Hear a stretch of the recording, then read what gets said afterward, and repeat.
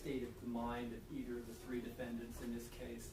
There's been a lot of suggestion from their questioning, or so they're willing to call expert witnesses to talk about what a reasonable person would believe under the circumstances. It's not proper under the law. It's pretty clear that the only times that a person could put on evidence such that is or state of mind evidence is with an insanity defense or with a defense of a justification on a domestic violence victim situation under 3836. So we just want to be sure that there are no references to that in opening statement, or any of that evidence is elicited through a expert or witness that the defense mentioned. We have a hearing outside the presence to see if that's what's going to happen.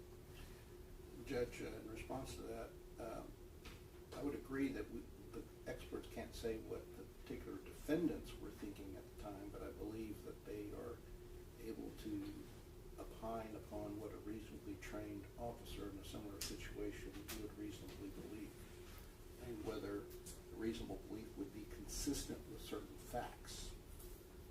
So I don't think we should be precluded from asking questions in that format. And considering that this is not a federal trial, this is a state trial guided by state laws, the element for the jury to consider is the ordinary and prudent person standard. It has nothing to do with evidence about what a reasonable police officer would do based on what a purported expert would have to say about that. And it's already been decided by the court that the state can't do that. So what's good for the goose is good for the gander. The defense can't do it either. I don't think it's been decided by the court that the state can't do that. I think that they didn't have anybody willing to say that. But as far as, I mean, Mr. Cifuentes is right. There's an objective, but there's also a subjective standard that goes under that, because you have to, and the court's going to instruct the jury that they have to put themselves into the position of the officer, as viewed from their standpoint, as viewed from, and by necessity, they have to view it from the standpoint of men acting as police officers, doing what they were doing at the time. So it's that subjective part of it that our experts, who are all also police officers, former police officers, and have been trained and trained, all of those things they can talk about how training, how perceptions, how those perceptions all work together in order to be able to form a reasonable belief for an officer. And as Mr. Cifuentes said, we're not offering any testimony as to like what these individuals were thinking at the time, and that's what the state is talking about in their motion, which I agree with that. Like we don't, as far as their motion is covering what these individual officers are thinking at the time, there's not an expert that can testify to that. But they can testify as to what somebody in that situation would be experiencing, would be thinking, how they would be reacting, and whether or not that was reasonable. And that is what we're going to offer the testimony on. So rather than have to approach, we just like the court to make a ruling that would be appropriate, so we don't have to keep coming up every time we want to ask those questions. And Your Honor, we've asked to do that. We've asked to do that. And then if he's saying that they would be allowed to do that, in the same way we should be able to do that. But the court has, by its earlier rulings, said we can't mention policies and training and how they affect the subjective reasons of an officer or these officers at the scene. So I don't understand why they're arguing that they can do it when we cannot. Well, I don't understand. Yes, Your Honor, but that's not what the court restricted. We did ask to restrict on like policies, SAPD policies. We're not going to ask our experts those things. We talked about tactics, and I believe the court restricted what they were trying to get was like tactical officers to talk about those tactics. We're not going to be asking about tactics. We're going to be asking about when somebody is at a place and a woman is coming at them with a hammer in this situation. What is training? Because training is important, and they have asked about training. Training is important because you were trained to, for instance, you were trained to meet deadly force with deadly force. You were trained to draw a firearm when confronted with a weapon. And we've been talking about that the entire trial. And so things like that, as part of their training, is definitely relevant. And these experts who train police officers to do these things have the requisite expertise to be able to talk about those things. Then we won't rest. If we're gonna be able to do that as well, Your Honor, if you're gonna lift that prohibition on us being able to talk about what a reasonable police officer would do based on a person's years of training and expertise and experience in the field, then we wish to put on more witnesses, because we have been prohibited from doing that. Your order explicitly said we cannot talk about training, and we can't talk about policies. And those are exactly the kinds of things that would inform these experts' opinions on what a ordinary and prudent police officer would be doing from their standpoint. I think the distinction, Judge, is use of force, reasonable use of force, and whether it's imminent versus policies. And it came out, even though it was asked, it still came out that policy is not the penal code.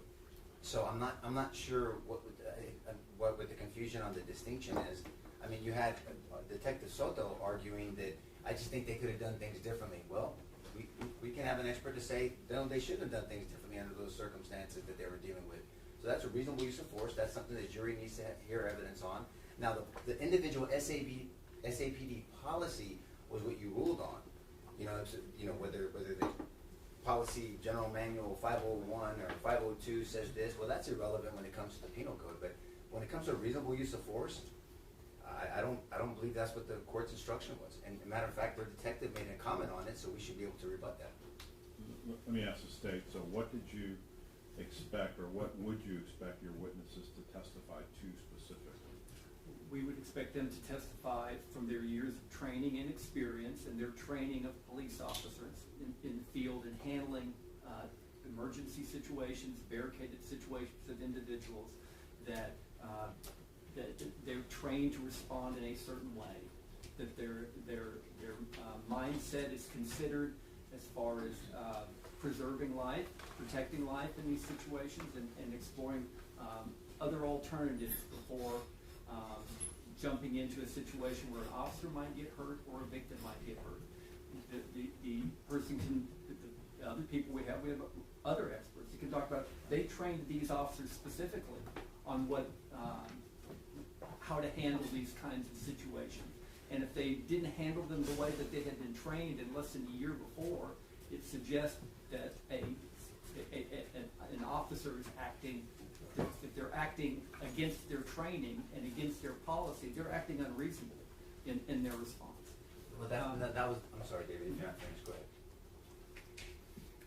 ahead. And all the things that they purported to talk about as far as how officers respond and are taught to use force in certain situations and to de-escalate in other situations are the same things that this expert can talk about without talking about what these particular officers believe. I think the slippery slope is what he mentioned is the policy, Judge, versus reasonable force, and whether it was excessive or not, or that circumstance. I mean, the SAPD policy is irrelevant when it comes to reasonableness under the penal code. So if that's the distinction and that's the confusion, so I don't think that our hands should be tied to show that under these circumstances that this behavior was reasonable. I mean, again, forget policy. We're not going to mention SAPD policy because we don't care about it at this point. But when we're talking about the penal code and what this jury has to deliberate on, I believe we should have an opportunity to offer evidence to show that they were reasonable. Counsel, I realize it's the only argument he could make, and he's got to be an advocate, but it totally misses the point of what Chapter 9 says. Their witness, Detective Soto, said the only reason the officers were not reasonable is they failed to choose an alternative aside from the one they chose, and their plan was wrong. But he did not negate that Melissa Perez's threat was immediate. He did not negate that her threat to use the hammer could cause serious bodily injury or death. He did not negate that the defendants could reasonably believe that force was immediately necessary to stop Melissa Perez's unlawful use of force. So, again, we argued previously that bad tactics did not cause her, Melissa Perez, to engage in the unlawful conduct. And under Texas Penal Code 6.04, what they're attempting to do is to suggest that they provoke the difficulty by their bad choices. And you've already ruled on this, and federal courts have already said there's no such thing as officer-created danger. In essence, officer-created danger embraces concepts in the Texas Penal Code, which is, number one, that officer-created danger does not trigger the causation necessary in 6.04, that their bad tactics was sufficient in itself to cause her to engage in bad behavior, illegal behavior, violent behavior, behavior that threatened their lives, and that it threatened their lives in a way that required an immediate response. Their suggestion that bad tactics caused those things is totally untrue, can't be proven, and not even their witnesses testified that it caused her to engage in violent behavior. In addition, 38.03B says that you don't have the right to resist an arrest, whether it's lawful or unlawful. So they're trying to get through the back door issues that this court has already ruled upon and precluded them from introducing. So their suggestion that what we're trying to do is improper is misleading, because they simply can't say that bad tactics is the cause of the behavior, or that they provoke the difficulty, or that somehow or another their bad tactics gave her a right to resist an arrest. So we would ask that their motion would be denied to the extent that that's what they're suggesting, that they want to get into bad tactics. All right, so let me do this. So let me, as it relates to the state's motion in limine regarding expert testimony, I'll grant the state's motion.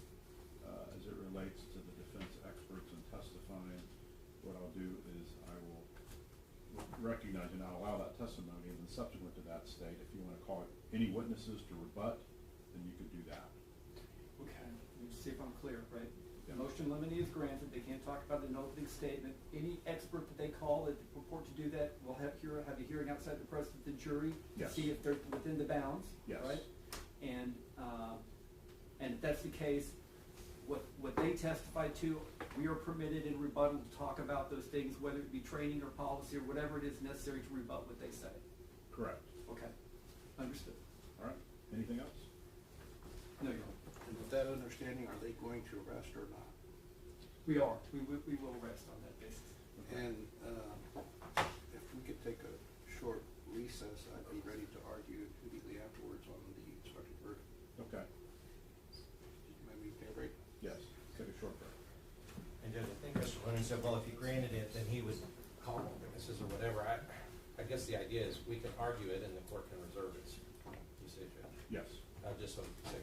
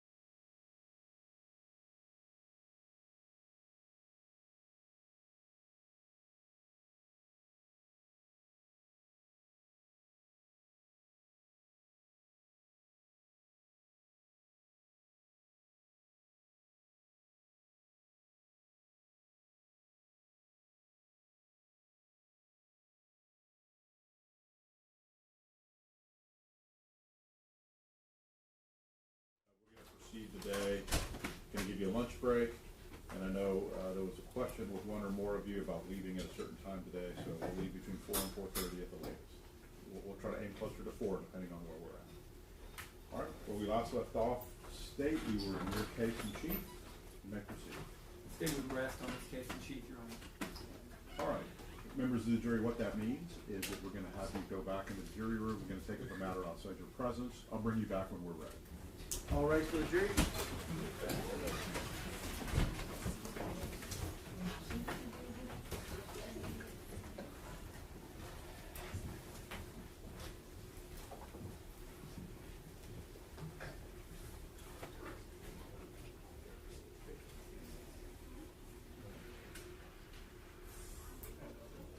May be seated.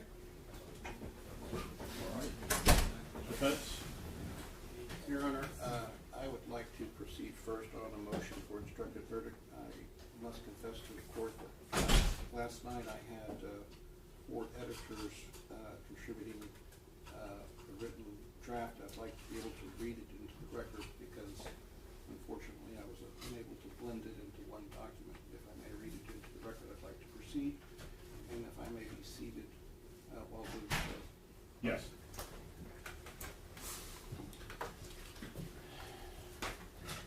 For the case stub 2023 CR 11510A, B, and C, the state of Texas versus Alfred Flores, Eleazar Alejandro, and Nathaniel Villalobos in the District Court 379th Judicial District, Bexar County, Texas. The following motion for instructed verdict is made by the undersigned, Ben Cifuentes, to the Honorable Court, to the Honorable Judge of said court.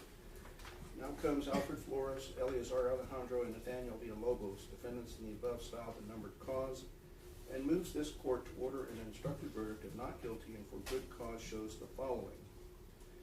The state has failed to prove the essential elements of the offense alleged against the defendants, including disproving the defense of justification. At this time, I would request the court to, for the limited purpose of this hearing, to take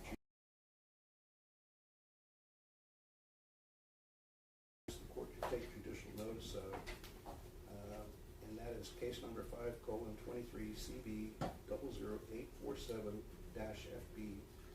Judge Ben Perod's report and recommendations of the United States Magistrate previously provided to the court. We ask that the court take judicial notice of this for this purpose of this hearing. We believe it's relevant and admissible for the judge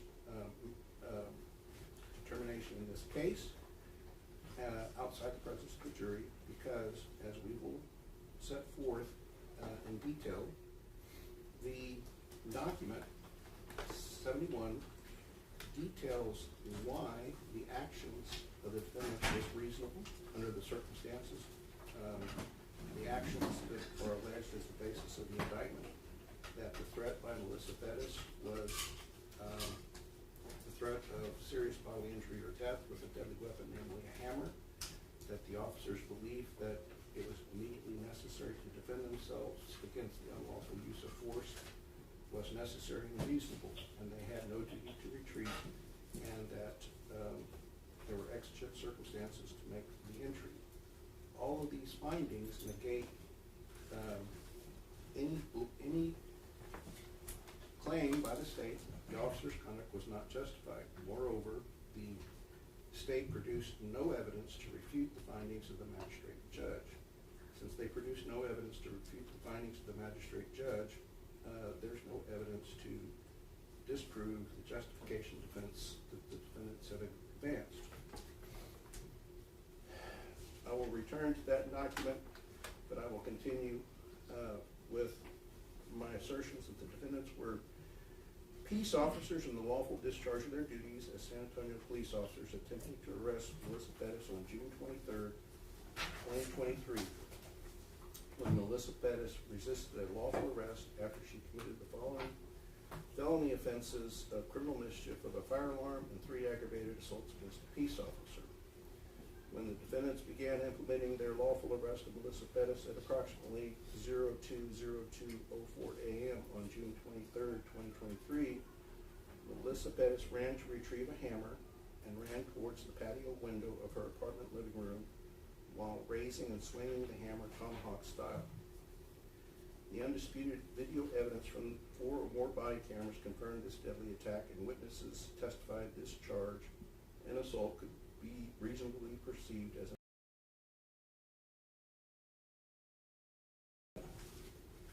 the magistrate judge report considered the pleadings in the civil case, and the magistrate judge wrote, however, the court may also consider documents attached to the defendant's motion to dismiss when they are referenced in the complaint and are central to the plaintiff's complaint. And then the magistrate judge went on to explain in a footnote number 2, in their response to the officer-defendant motions, plaintiffs also confirmed they do not object to the courts considering the body-worn camera footage when evaluating the merits of the motion, and aver that the motion should be decided on the record at hand, including the body-worn camera footage. When this court reads the document 70, this court will realize that Magistrate Judge Bimperod reviewed the same body-worn camera videos which were introduced in this case, including those of the defendants. Thus, when we assert that the undisputed video evidence from 4 or more body cameras confirmed the deadly attack, that was also confirmed by Magistrate Judge Bimperod.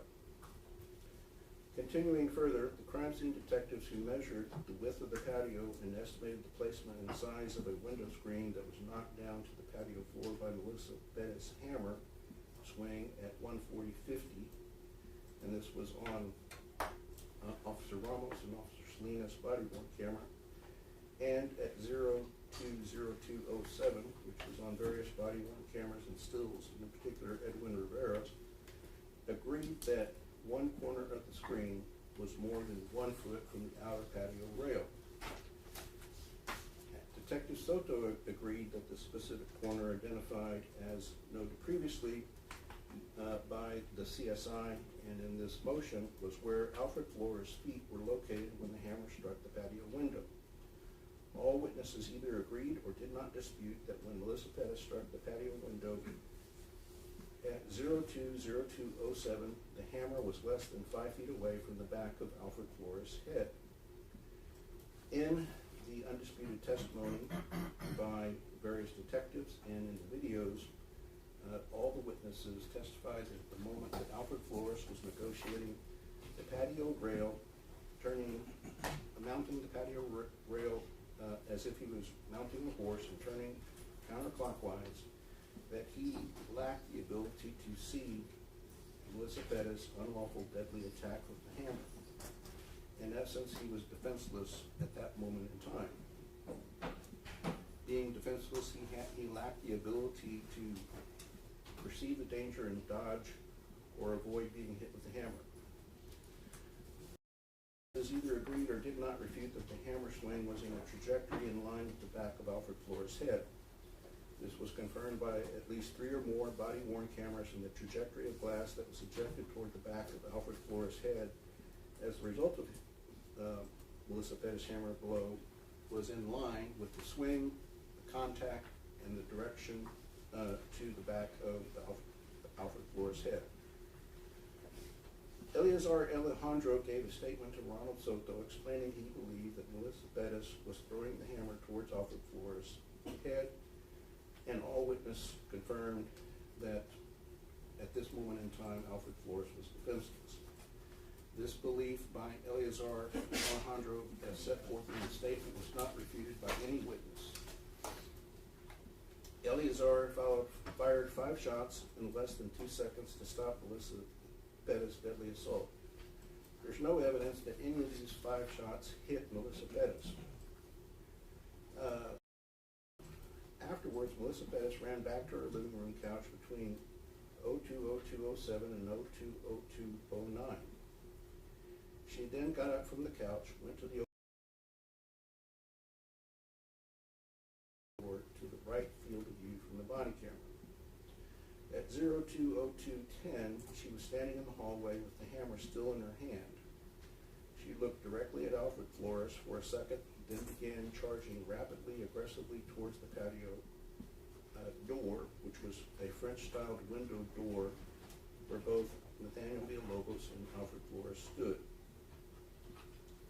A reasonable officer in Eleazar Alejandro's situation at 2:02:12 would have believed the first volley of shots Melissa Perez would have surrendered by throwing down her hammer, giving up her deadly weapon, and showing a willingness to submit to an arrest. Instead, having been fired upon, she again began a second deadly attack, showing a determination to kill or to be killed resisting her arrest. Her intent to resist arrest is confirmed by the fact that she stated on body camera several times, "Shoot me," and that was during the first time she swung the hammer twice at Jonathan Salinas. Then several times she informed officers that she was not going to go to jail again, that she's already been to jail 3 times and she's not going to do another 45 days. Additionally, in the second attack at 1:55 against Nathaniel Villalobos, afterwards she stated to Officer Villalobos, I believe she used the F word, and then said, "Fight me." It's noteworthy that during both of these assaults against Jonathan Salinas and Nathaniel Villalobos, approximately 11 minutes apart,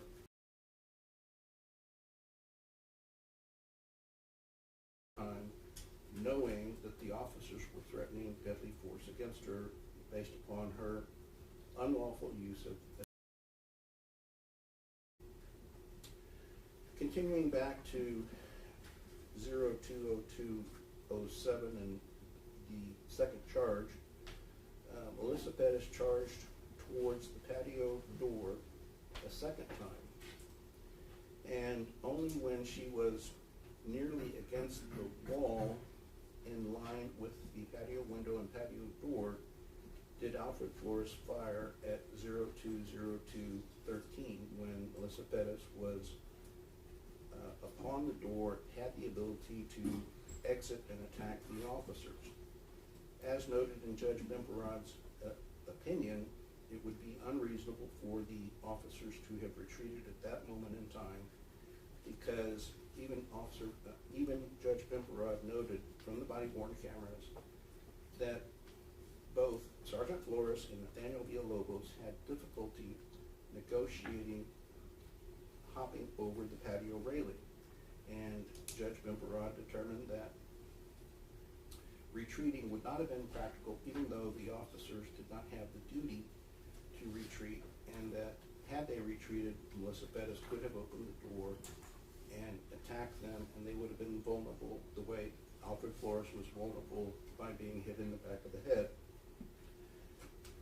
After Alfred Flores fired 3 shots between 02:02:13 and 02:02:15, Nathaniel Villalobos fired 3 shots into the wall where he reasonably believed Melissa Perez to be standing. Nathaniel Villalobos reasonably believed that while Melissa Perez was standing in this 2-foot wide wall, that she could have either have moved, and from the perspective of the officer, she could have either moved to the left and thrown the hammer through the open window at Officer Eleazar and Travis Thompson and others nearby, or have opened the door or swung the hammer through the windows and struck either Nathaniel Villalobos or Alfred Flores.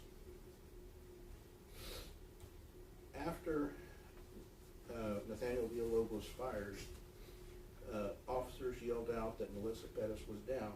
Noteworthy, all the officers ceased firing when the danger was no longer present. Nathaniel Villalobos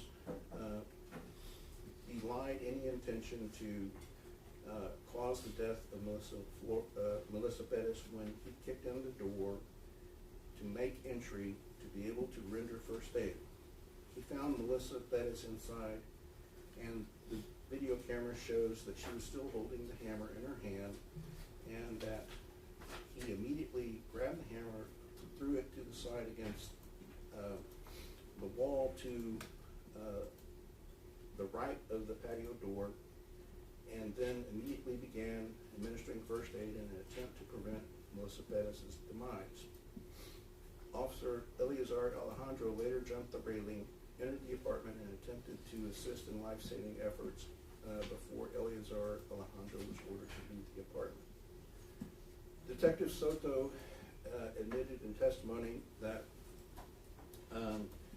this conduct shows and belies any intent to cause the death of Melissa Perez, and these actions show that they were trying to save her life. And the course of conduct in this 8 seconds of time was immediately necessary to effect a lawful arrest and to prevent Melissa Perez's unlawful use of deadly force against Sergeant Alfred Flores and Daniel Villalobos. The state has suggested that the defendants acted as parties to commit the offense. However, as this court knows, mere presence alone is insufficient to make one a party to an offense. The state must prove that the parties acted with the intent to commit the offense.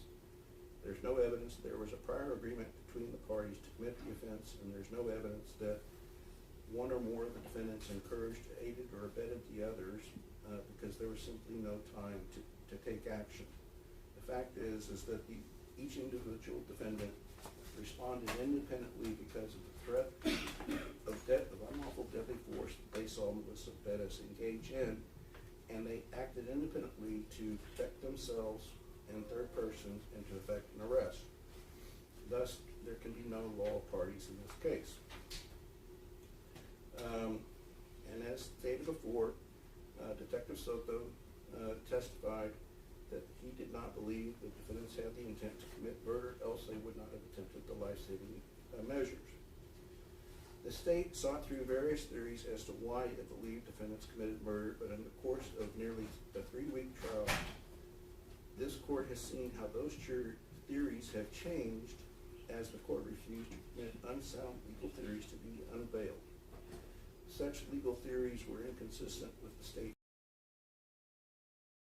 criminal procedure, Article 20A.256, and also the Code of Respect 3.09 of the Texas Code of Professional Responsibility. Specifically, the state sought to suggest that Officer J. Salinas was trespassing or committing a burglary when at 1:40, 50 or so, he attempted to enter Unit 3102, and that he was told by the state that had Perez clocked him with the hammer and hit him in the head, and had he died, she would not have been charged with any crime because he was unlawfully entering the residence. When that theory was not allowed, the state then changed its strategy and testimony. What's noteworthy is that the state refused to grant several witnesses immunity, witnesses whom they did not call. They did not grant immunity to Travis Thompson, Vince Gomez, or Maria Salinas, and they did not call those witnesses. Noteworthy, each of those witnesses gave written statements which could not be introduced because they were hearsay, and thus they thwarted the defendant's constitutional right of confrontation and compulsory process.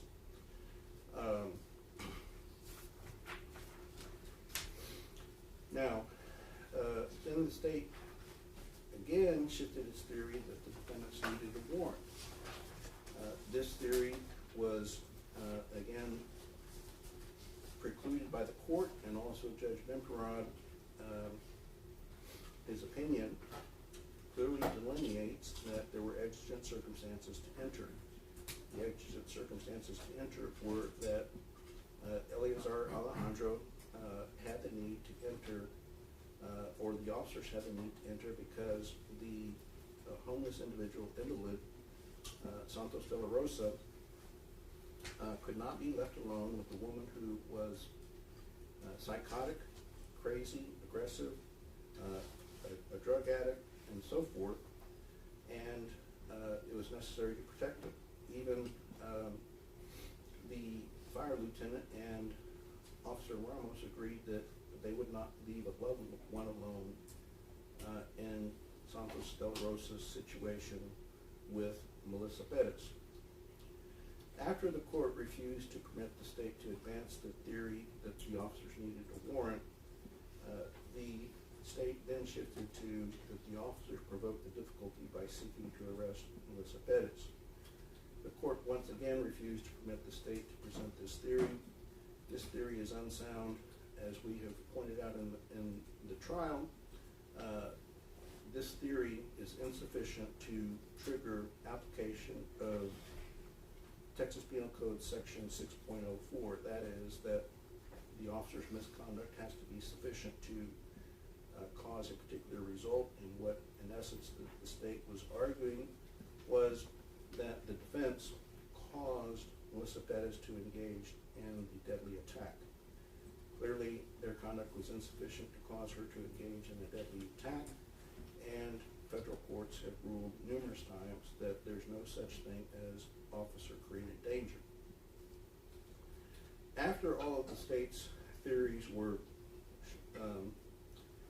precluded, the state was left only with the opinion of a botched investigation from Detective Soto, who conducted an incomplete investigation. He was inexperienced and was not truthful in his arrest warrant. He was not truthful in his prosecution guide, and he was not truthful in his testimony. For example, Detective Soto, in his affidavit for arrest, falsely stated he reviewed all the available digital evidence. This was not true because he admitted that 15 officers uploaded their body-worn cameras by 5 a.m. on June 23, 2023, and a review of the audit trails in Defense Exhibit 102 shows that, in fact, all 15 officers' body-worn cameras were uploaded on or before 5 a.m. on June 23, 2023. If all the cameras, the footage had been uploaded, then the footage should have been available for Detective Soto's review. When Detective Soto was confronted with his user audit trail showed that he only reviewed Eleazar's body-worn camera for a few minutes, he changed his testimony. The custodian of records for the audit trails testified that if one does not document their review of activity, the failure to document means that the activity did not happen. Detective Soto had difficulty accepting this until he was met with receipts proving this is so. The first set of receipts proving that the failure to document means that it didn't happen was his own prosecution guide. His own prosecution guide showed that he only detailed 4 body cameras in detail. And he had to admit that his ability to detail those 4 body cameras took approximately 4 months. He would not admit that he had most of his time to do that, but eventually admitted that he probably had about 180 hours or more to review those body cameras. His audit trails also proved that he did not review in detail those body-worn cameras. When confronted with this, he suggested that he reviewed them with his team detectives, and I believe that ultimately he said he had a team of 8 detectives. If that's incorrect, I apologize to the court. But he admitted that he had help from other, he suggested he had help from other detectives. In fact, none of those detectives who assisted came forward to corroborate his version of events. In fact, the one witness that testified, the detective that testified was Detective Deanna Plott, and she admitted that she did not consult much with Detective Soto. In fact, that she took a limited statement based upon her interview with only the witness and did not discuss details with Detective Soto as he would suggest. Then, when he was confronted with another lack of receipts, he decided that he was going to testify that he did take handwritten notes. When confronted with the fact that we, the defense, wanted copies of those notes, he stated that he provided them to the state. In the course of the trial, we asked that those notes be turned over to the defense. The state seemed to be eager to turn over handwritten notes. When we reviewed those handwritten notes with Detective Soto, he had to admit that none of those notes related to, of the 7 pages of notes, related to body-worn cameras. When he admitted that none of the notes that were turned over by the prosecution related to body-worn cameras, he admitted that he did not review all of the body-worn cameras from beginning to end. And he admitted that he did not look in detail at 10 of the body-worn cameras. Thus, essentially what he has done is admit that he was untruthful, that he conducted a sloppy, incomplete investigation. So he only confessed to the truth after his false testimony became manifest. Given that his false testimony was revealed through cross-examination, he should have no credibility whatsoever. Additionally, as part of the receipts showing that he did not have the ability to look at all the body cameras, he had to admit that he interviewed the Melissa Perez family sometime between 12:10 and 1 o'clock p.m. And he did not start drafting the search warrant until after that interview. With respect to the Melissa Perez interview, he admitted at least 10 or 15 different facts that related to Melissa Perez's state of mind of being aggressive, and that he did not include any of that information in the warrant, did not obtain any of that information prior to the arrest warrants.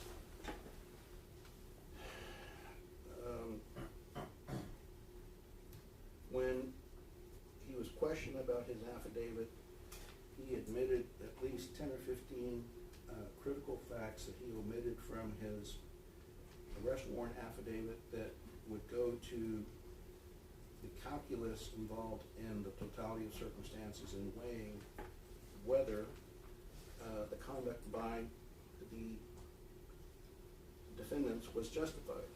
By admitting his omissions, he explicitly admitted that either he failed to watch 10 videos to obtain the arrest warrant, or that his omissions were intentional and material. Either conclusion would be fatal to his credibility as a witness, and any claim of unreasonableness coming from him would lack any credibility whatsoever, and would necessarily mean that the state failed to meet its burden of negating justification beyond a reasonable doubt.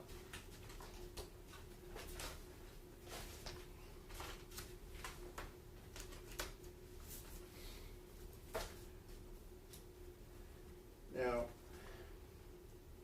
in essence, the state's case rests on the shoulders of one man, Detective Soto, and as we have pointed out, that proof has evaporated.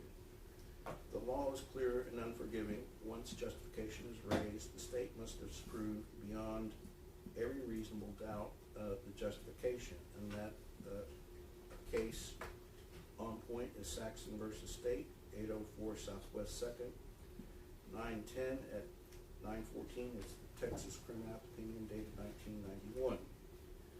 This is not a burden the state can waive with speculation, assumptions, or a detective's personal opinions about what officers should have done.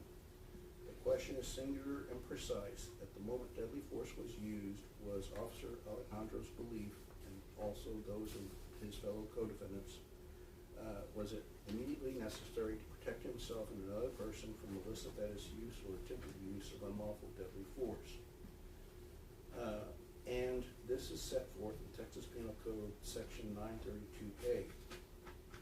In response to that question, the state has offered absolutely zero evidence that the defendant's conduct was unjustified. The legal standard is not some evidence, but legally sufficient evidence. The court knows the standard. It is not whether some evidence exists, it is whether it's legally sufficient that would allow a rational juror to find beyond every reasonable doubt that Officer Alejandro and his co-defendants were not justified under Penal Code section 932. A mere scintilla of evidence is insufficient to avoid a directed verdict. The evidence must be legally sufficient to support a rational finding against the justification defense. The threshold question is whether, viewing the evidence in the light most favorable to the prosecution, any rational trier of fact could have found the essential elements of the offense and rejected the justification defense beyond a reasonable doubt. Again, we cite Saxton 804 Southwest 2nd at 914. Clearly, the answer to this question is no. As previously pointed out, Detective Soto admitted that he did not watch all of the videos. He said, "I did not watch all of them, no sir. I just didn't watch all of them start to finish, that's it." And the affidavit for arrest warrant says, "After review of available digital evidence." Well, that's not true. That shows that he intentionally falsified his affidavit. What's noteworthy is that he suggested that he did this on independent impulse, on his own initiative, that he rushed the warrant for no reason, that his command staff did not put any pressure on him. Yet, at the same time, he is a brand new investigator in the office of the officer-involved shooting team, and none of his team members assisted him in any way. None of his team members said, "Hey, slow down." Not even his sergeant, not his lieutenant, not his captain.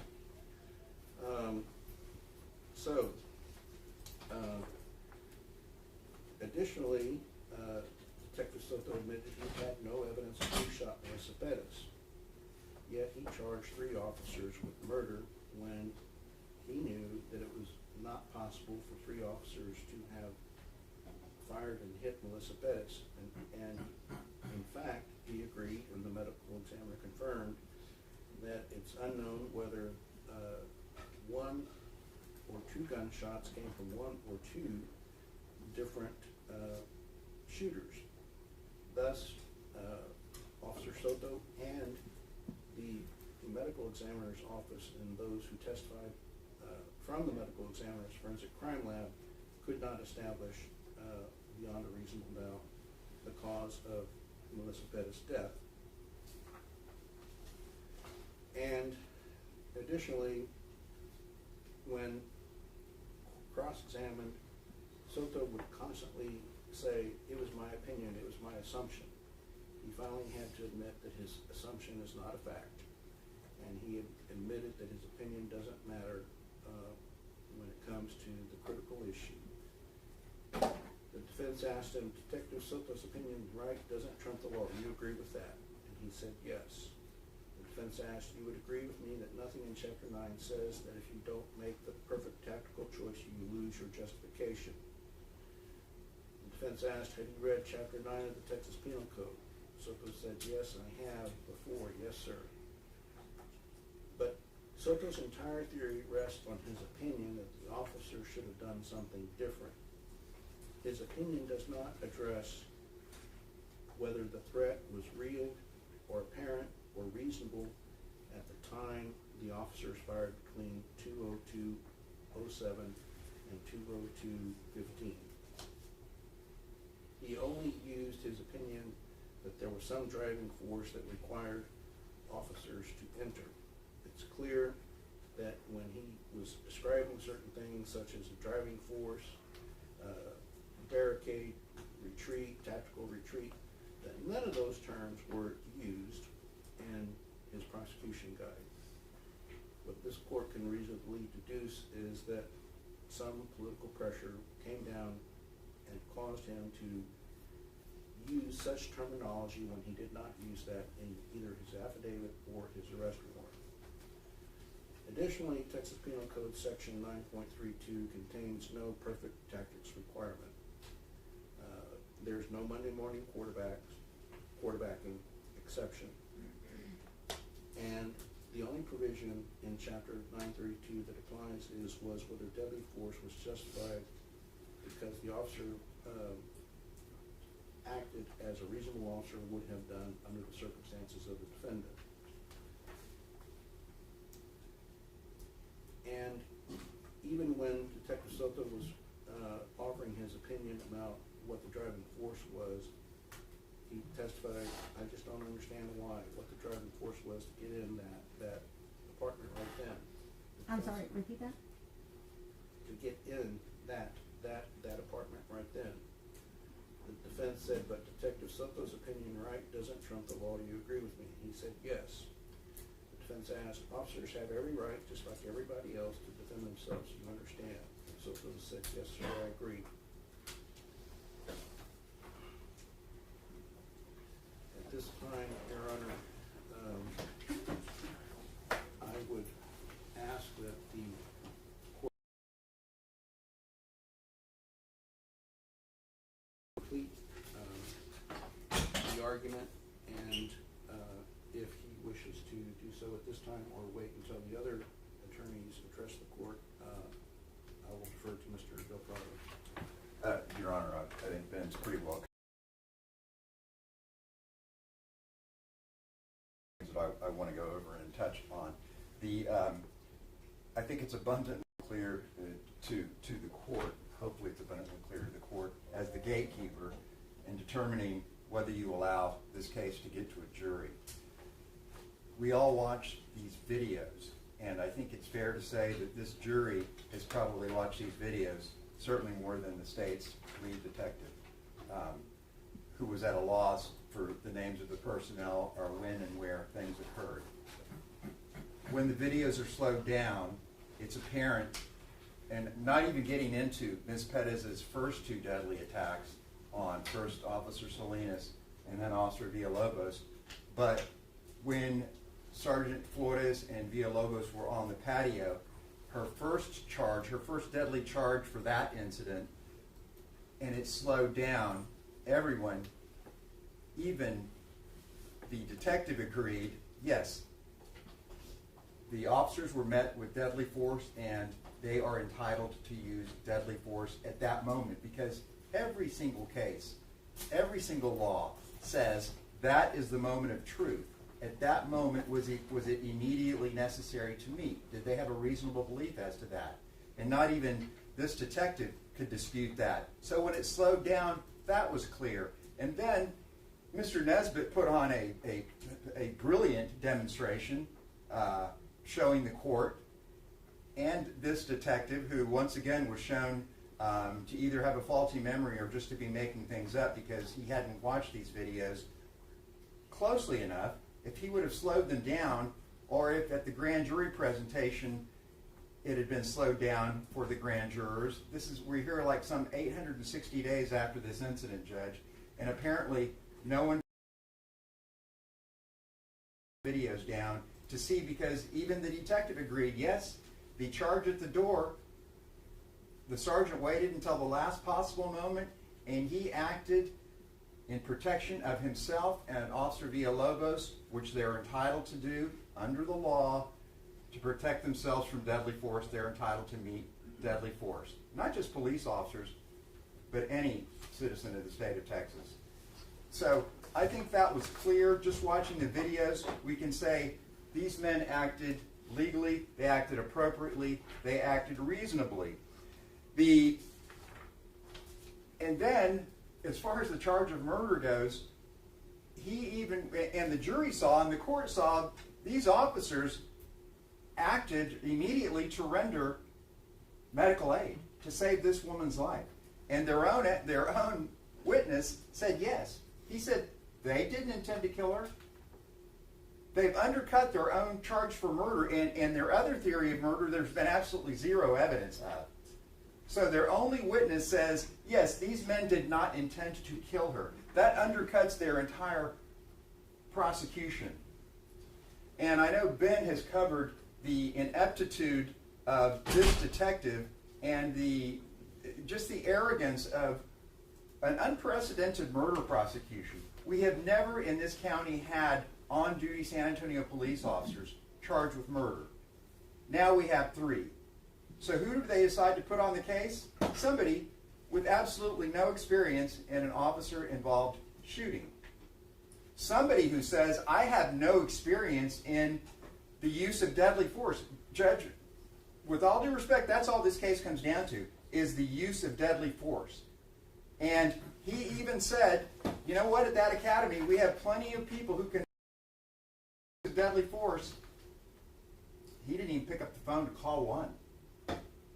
The state decided to put up in a case that is singularly about the use of deadly force, they decided to put on the stand a detective who knows nothing about the use of deadly force. When, and their expert, Mr. Joyner, is sitting out there in the seats over there.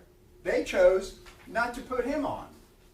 There has been no testimony as far as the use of deadly force, except he had to agree once he was shown the videos, slowed down, yeah, it was justified, it was legitimate. So the murder case has been undercut, and the last thing, and Judge Beery, Judge Bemperard watched these videos, just like this standard, found that these 3 officers acted reasonably and they acted appropriately. And there is no distinction, there is absolutely no distinction in the law between the United States Constitution, the Texas Constitution, and the Texas Penal Code as to what reasonableness means. There is absolutely no distinction. Those 2 federal judges didn't let that case go to a jury. And with all due respect, Your Honor, I suggest that this court should not allow this abomination to continue and allow this case to go to a jury. And to be crystal clear, we're asking that the court grant an instructed verdict for all defendants of not guilty for all charges.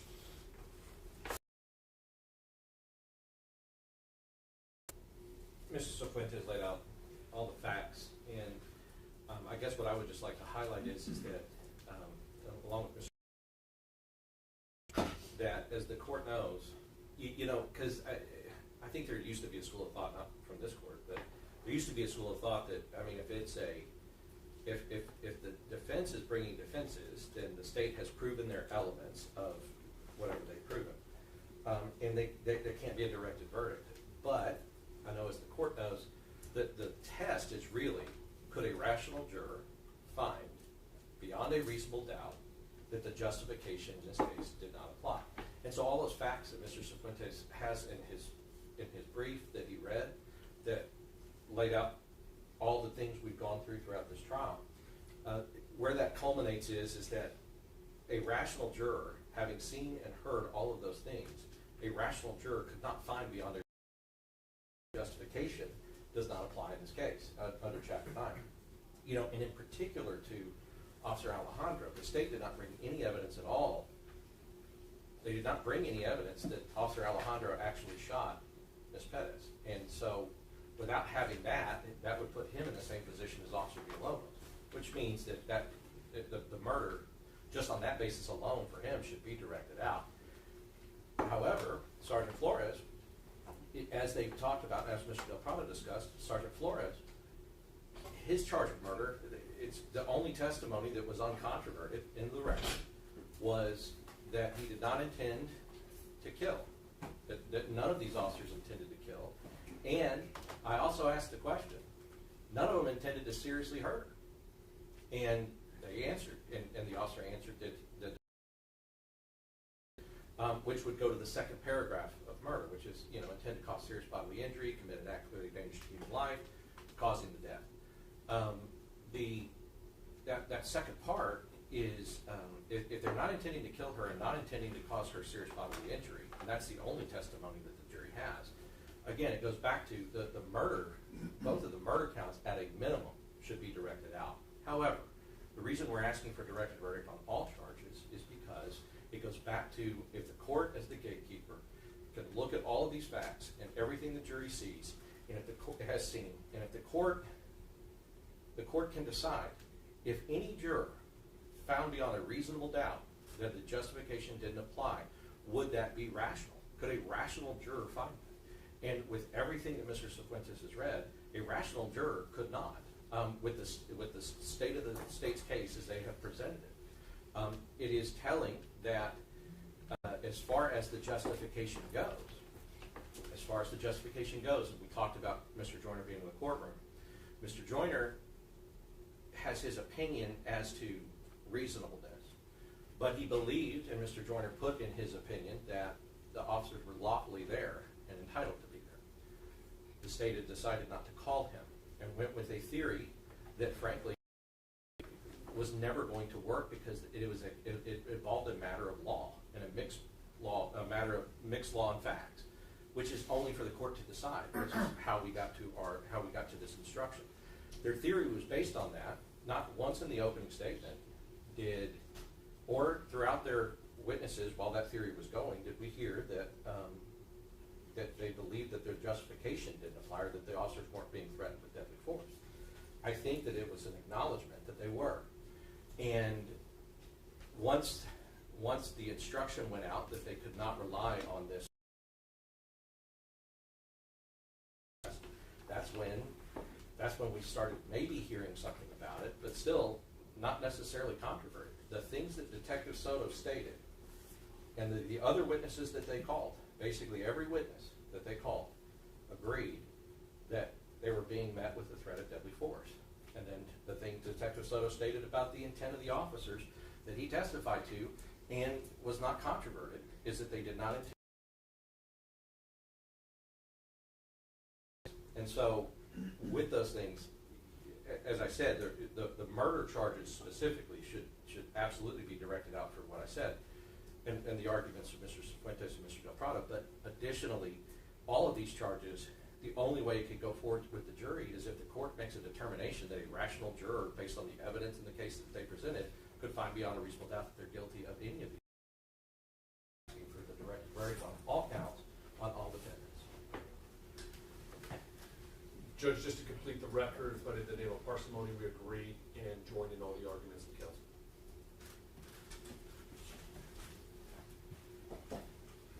Your Honor, with respect to the arguments of counsel, talk about the federal court opinion, which of course is not final and subject to an appeal, but it's not an application of Texas law. And we've been through this argument multiple times or so. It's an application of federal law alone. It has nothing to do with even 931. And it's not for the jury to consider. That argument is specious, as Mr. Cifuentes likes to use. With respect to the elements of each crime, we'll start with Alfred Flores. Alfred Flores is charged with murder in count 1. That on or about the 23rd day of June 2023, he, with intent to cause serious bodily injury to an individual, namely Melissa Perez, did commit an act clearly dangerous to human life that caused the death of Melissa Ann Perez, hereinafter referred to as complainant, by shooting the complainant with a deadly weapon, namely a firearm. Those elements were that were before this jury. It was admitted to by the defendant in his written statement given to the police. This issue about whether or not his intent to cause serious bodily injury is judgeable by the fact that he fired 3 times into her abdomen or towards this person. And for him to raise self-defense suggests that he's saying, I did it. It's a confession and avoidance defense. I did it, but I was justified. A rational jury could find that he indeed did intend to shoot her, believing that was his means of stopping her from getting to him. That is not an issue in dispute whatsoever. Paragraph B is the alternative way of committing murder. It's with intent to cause the death. An officer, and this is probably worth saying, who's trained in shooting, who has a firearm, who carries it every day, is reasonably certain that death will occur if you fire multiple times at a person running at them. There's no dispute in the evidence that he did exactly that. It's observable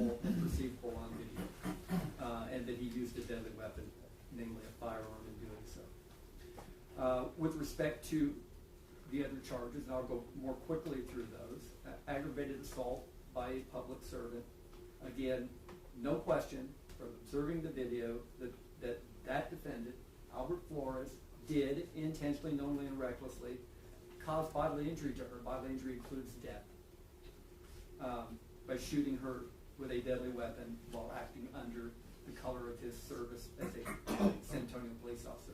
All those elements are proven without dispute. Likewise, the fact that he shoots a projectile at her with a deadly weapon, not in dispute.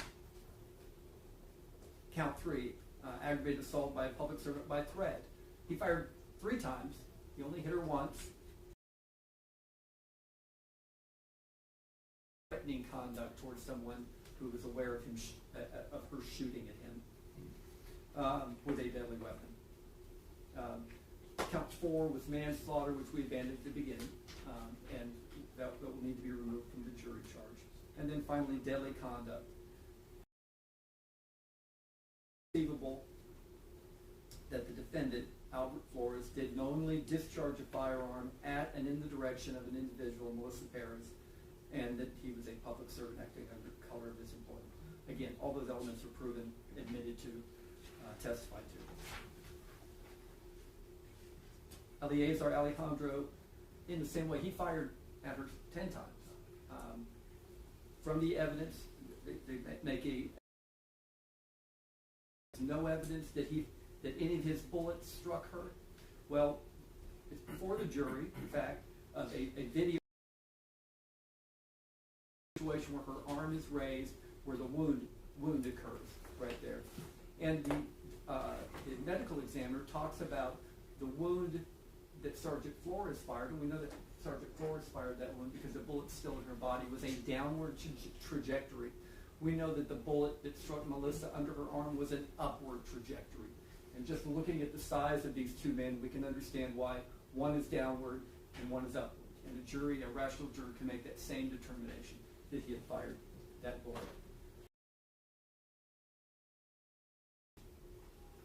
And again, there's no dispute about whether or not, just because he tried life-saving measures afterwards, that his intent in shooting at her 10 times, if he indeed perceived that he was doing so to stop her, was reasonably certain to cause her death.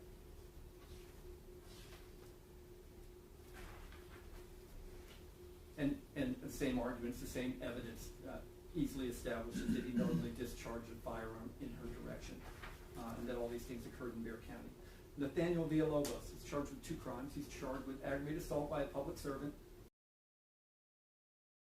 direction of Melissa Perez with a deadly weapon. Uncontroverted. Fired 3 bullets, observable from his video, into a wall where he could not see her, in which she was on the other side, slowly slumping down. A rational juror watching that video could say he missed her head by perhaps this much. That thing that they keep mentioning happened. That's what happened, missed her by this much, the bullets. And had she still been not received a fatal blow and could have survived, those bullets would have killed her. But for that matter, he is responsible for firing those bullets downrange. As Chernak says, every officer is responsible for any bullet that leaves their gun fired downrange. And he, in the evidence, knew that door was locked at the time he fired his shots. He knew it because you can see it on the video, him reaching for that door twice and unable to address the open it. court. One at a time. Quit looking at my client in some sort of like dramatic fashion. And I'd ask you to stop looking at our complainants when you're making your argument. All right. We already know that's Yeah, same let's- thing, Judge. Same thing. Let's hear the argument. That shows that shows a rational juror could find that he indeed knowingly discharged his weapon at an individual under color of his employment as San Antonio police officer. So the indictment is proven. So the argument then is, and for the court to decide, is could a rational juror believe from the evidence beyond a reasonable doubt that the actors did not act in self-defense, they were not justified? Well, unlike a number of cases we have, they're basically testimony and swearing matches and credibility determinations. This jury has before it the whole event from beginning to death. And they can see and they can hear all the officers. See what that began as a property crime, and all these men, one woman, well-conditioned, trained, multiple devices, tasers, asps, shields, non-lethal force, less lethal force. They had all these options, the beanbag thing. And they were, because of the decisions made, particularly the decisions made by these three men, unable to take a 41-year-old woman, 47-year-old woman, 5'1", 140 pounds or about, into custody without killing her. That's for the conscience of this community to, in requiring and pushing the dominoes down to that result, were reasonable. That an ordinary and prudent person would have made those same decisions that put them in the box where they felt they had to kill her. Yes, I suggest to you, yes, a rational juror watching all of that evidence, ignoring all the testimony, ignoring their statements, looking at all the video, could come to the conclusion of, yeah, this is not a justified killing. This woman should still be alive. And based on that, the motion should be denied. And Judge, just for one point, Ben. And so theoretically, since the Detective Soto was arguing the law of parties, under the law of parties, they're all guilty. That's number one, and we know that that's not the fact. Number two, when Sergeant Flores, as the evidence showed, Judge, and uncontroverted, and Officer Villalobos were setting up for this less lethal plan, the initiation was from, unfortunately, Mr. Perez. They didn't just come in there like a bunch of rogue officers just breaking in the door and just shooting. I mean, there was a plan. They were following the 5 C's. Uncontroverted. No expert testimony from them, nobody. Matter of fact, the detective agreed with, and the other detective also, on cross-examination, agreed with their behavior and the behavior, unfortunately, of Ms. Perez using deadly force, a hammer being a deadly weapon. Just wanted to clear that up. The judge knows, the court knows that, but I wanted to make those distinctions, Judge. Your Honor, in response to the state's argument, and also to echo what Mr. LaHood said, I want the court to read part of Judge Bimperod's report, and the court still hasn't decided whether to take judicial notice of the opinion. I think that the court is within its right to take judicial notice of the opinion in this stage of the proceedings for this limited purpose. And if I may sit down and read from that opinion, Your Honor. Of the opinion, this is what Judge Bimperod says. An officer's use of deadly force is not excessive and thus no constitutional violation occurs. I realize the state's going to say that doesn't address the Texas Penal Code, but the following part of the sentence mirrors this Texas Penal Code verbatim. Essentially, when the officer reasonably believes that the suspect poses a threat of serious harm to the officers and to others, and it quotes case law. Then it goes on to state whether an officer's belief to that effect was reasonable is measured in objective terms based on the totality of the circumstances as then known to the officer. And it cites Barnes v. Felix. Noteworthy at the beginning of this trial, Mr. Harris cited Barnes v. Felix to cite the proposition that totality of circumstances controls. Since Mr. circumstances controls, the state has essentially admitted that this analysis is what's controlling. What Judge Bimperod then goes on to say is and this is an explanation of the totality of circumstances. Thus, the court considers the severity of the crimes committed by the suspect, and I'm going to pause, and the severity of the crimes here was several aggravated assaults against peace officers, attempted murders of peace officers, and the criminal mischief. So all of them together were a series of serious crimes that happened in a span of approximately 22 minutes. And then the sentence goes on. I'll restart the sentence just to be sure. Thus, the court considers the severity of the crimes committed by the suspect, any prior actions taken by the officer, such as giving warnings or trying to control the encounter. In this case, there is sufficient evidence to show that many officers asked Melissa Perez to come outside so they would not have to use force. They pled, they cajoled, they tried to de-escalate, they tried to unlock the door and so forth, but despite their repeated efforts to control the encounter, she refused to repeat some of the sentence and then continue. Any prior actions taken by the officer, such as giving warnings or otherwise trying to control the encounter. And it goes on to say, the suspect's own conduct is always relevant because it indicates the nature and level of the threat she poses either to the officers or others. So, under that standard, the totality of circumstances standard, which the state has conceded is applicable, and which the witnesses have testified officers are trained on. Under that standard, Melissa Perez has shown that the nature and level of threats that she poses by her conduct, by the 3 hammer swings before 20207, that she was in fact a dangerous threat to the officers and others. Then it goes on to continue. Of course, the situation at the precise time of the shooting will often be what matters most, but earlier factors may bear on how a reasonable officer would have understood and responded to later ones.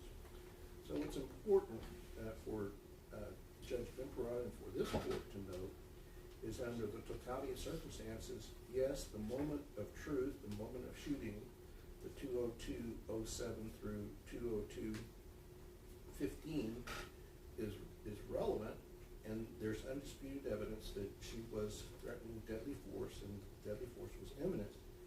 However, when it says that earlier facts and circumstances may bear on how a reasonable officer would have understood and responded, the fact is that if you show an intent to kill someone by swinging a hammer at 2 different officers, a reasonable officer can conclude that if you try to kill 2 officers 3 times in a span of 22 minutes, 10 minutes before the shooting, that intent has remained unchanged. Moreover, she had yelled out many times to others that I'm not going to go back, you're not going to arrest me, shoot me, fight me, and so forth. The opinion goes on to say, the use of force is judged from the perspective of a reasonable officer on the scene rather than with the 20/20 vision of hindsight. And allowances must be made for the fact that officers make split-second judgments in circumstances that are tense, uncertain, and rapidly evolving about the amount of force that is necessary in a particular situation. In this case, what we have is evidence replete with satisfying that what the department has done through Detective Soto is attempt to judge with 20/20 vision hindsight, but in reality they didn't have 20/20 vision hindsight. They didn't see the facts correctly. And even 2 years and 4 months after the fact, they did not see correctly what the benefit of hindsight, and that over the span of 4 months, he provided false information in his affidavit, false information in his prosecution guide, failed to correct the false information, did not obtain one of the videos from Travis Thompson until November 6th, after he turned in his prosecution guide to the command staff. Thus, there's no proof that he was even able to judge these officers with the benefit of 20/20 hindsight. So the court case goes on to explain, Judge Perez's court case goes on to explain that the officer's use of force was imminent, it was immediately necessary, and in later pages he talks about how when Melissa Perez was charging with the hammer at the officers, that any reasonable that's as seen from their body cameras, that Judge Benperot, even he was able to see that the use of force was reasonable from their perspective. And since the state has failed to disprove beyond a reasonable doubt the justification of each defendant for all of the charges alleged against them, this court has no choice but verdict of not guilty on all counts for all defendants, and that's what we would ask the court to do. And Mr. Del Prado wants to address the court. Just briefly, Your Honor, what I'm suggesting the court needs to zero in on with total alacrity to meet this new theory from the state is, at the moment deadly force, they were met with deadly force, was it their reasonable belief that they could use deadly force to protect themselves or another. That's it.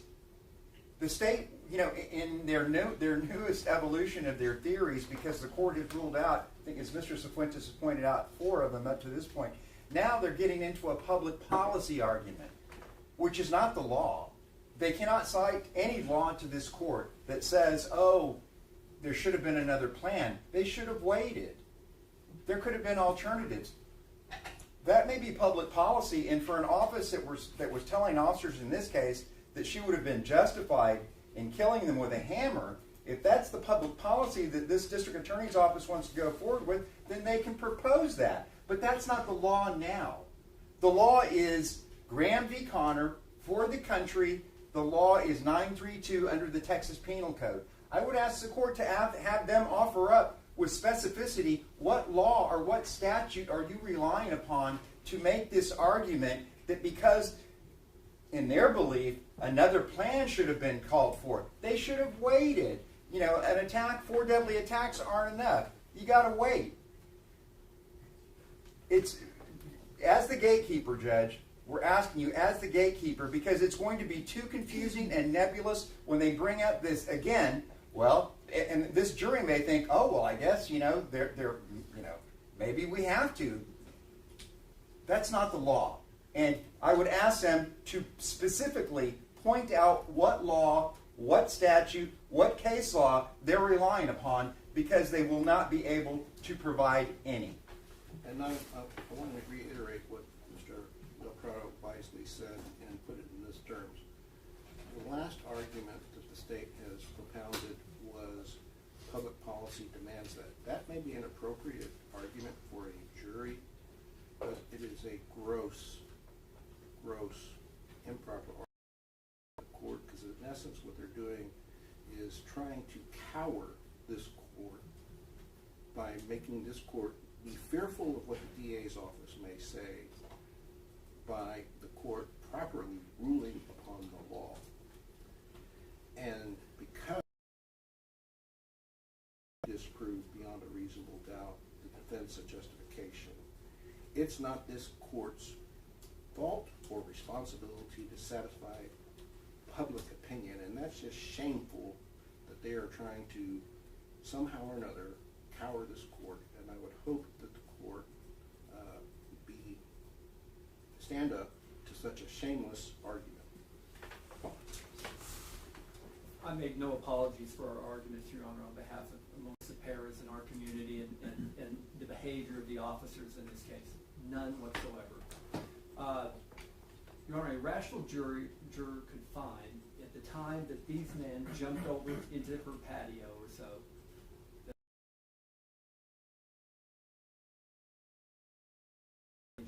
they didn't have their guns pulled. They approached the door with their hands, basically their pockets were out. They didn't have any guns in it, in their hands. And this is despite all the knowledge they had known before. So, despite all the hyperbole, Melissa Perez in no situation had tried to kill anyone.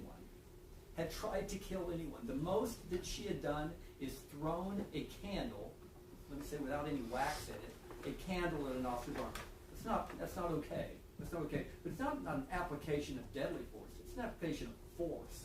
It's an application of force alone. You can't respond to an application of force with deadly force. The fact remains is she's behind a wall, a solid pane window, and an obstructed window on her left. And a rational juror can look at that and go, at the time they shot her to death, considering her age, her size, her limited, having only an impact weapon or so, given the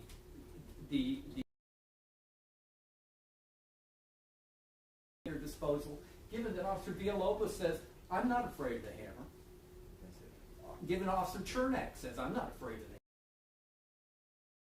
to decide that they were not actually afraid of serious bodily injury or death when Officer Alejandro overreacts and starts firing at her. All right. I'll deny each of the defendant's motions for a directed verdict. I will take judicial notice of the federal court opinion under Rule 202 for purposes of this hearing. Anything else?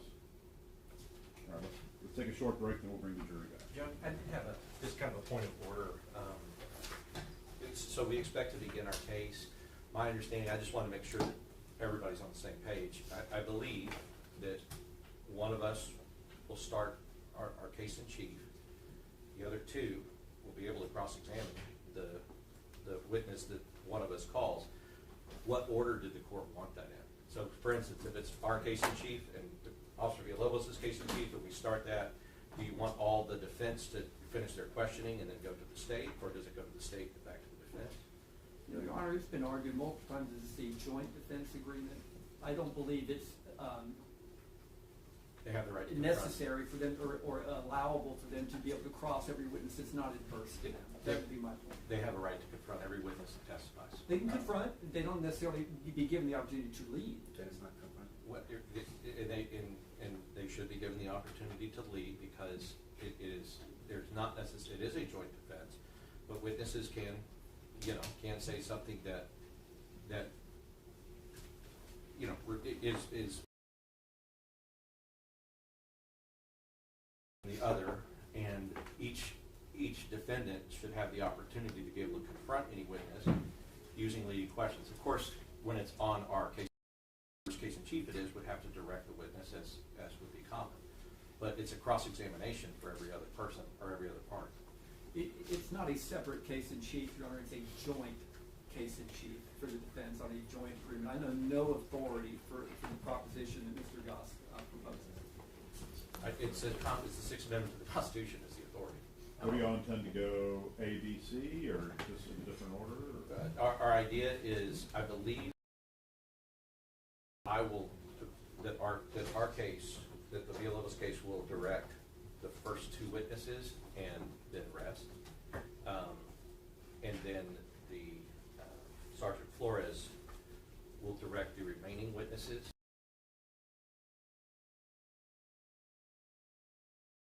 The Officer Alejandro, and they will not have a case in chief, is the idea. Okay, so then we'll do that. So we'll start off, and then as it relates to whether or not other defendants would be able to lead versus ask the open-ended questions. Let me think about that for a couple minutes. Let me ponder that over the quick break. And then I just want to make clear that we're not waiving a presentation of our case in chief, but how, since we're going to adopt testimony of defense witnesses to that extent, I would agree with what Mr. Goss is saying, and in the course of the trial, we would like to reserve our ability to call a witness and not give up that right to call a witness. Yes, yeah, and we'll do that. I mean, each of the three defendants can present a defense and call your own witnesses. Yes, sir. So then the question for me becomes, is it gonna be the joint defense, or is it gonna be the other defendants get the lead? So let me think about that one issue. Yes, sir. All right, let's take a short break.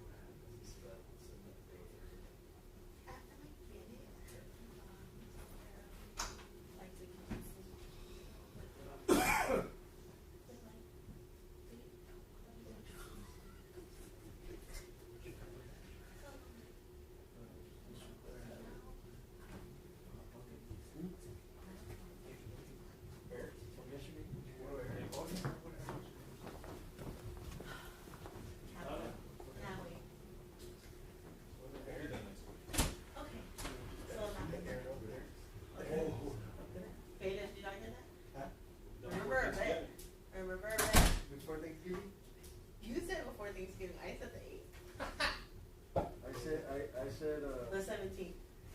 Did it? The 17th, oh my God.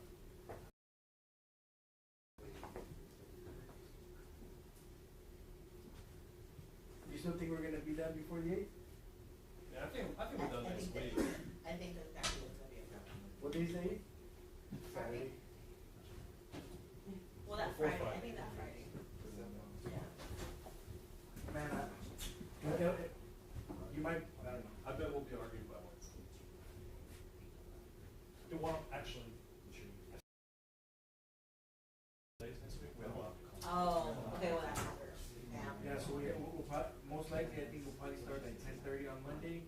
Okay. And then Tuesday and Wednesday is our busiest day, we'll probably start at 1:30. Okay. And then Thursday and Friday will be full. Volleyball day. Then we'll be arguing. Okay. I bet. No late.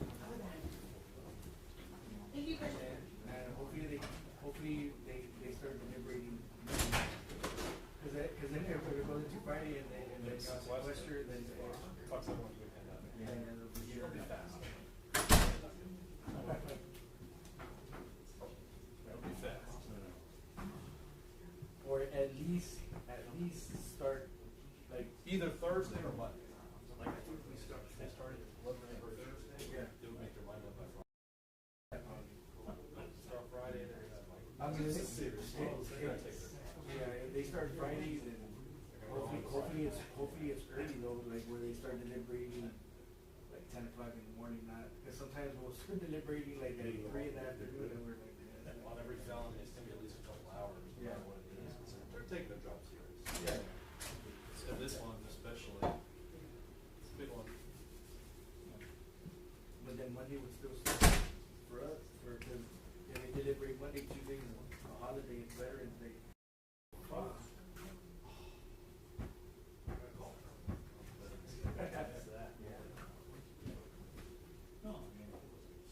Yeah, scratch that itch.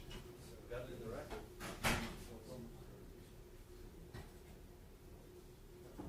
Hi. Super tired today. I can't drink enough coffee. It's really good. Yeah, exactly. Yeah, I think so.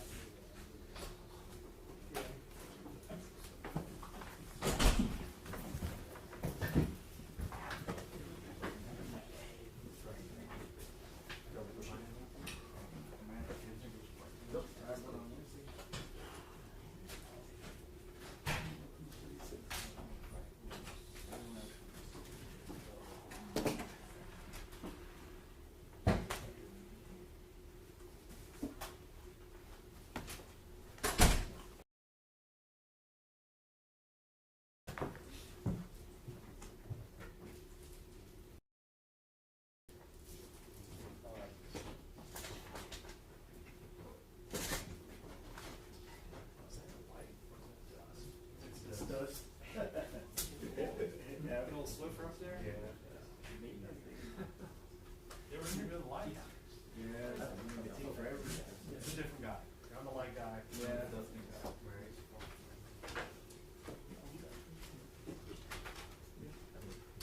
Oh.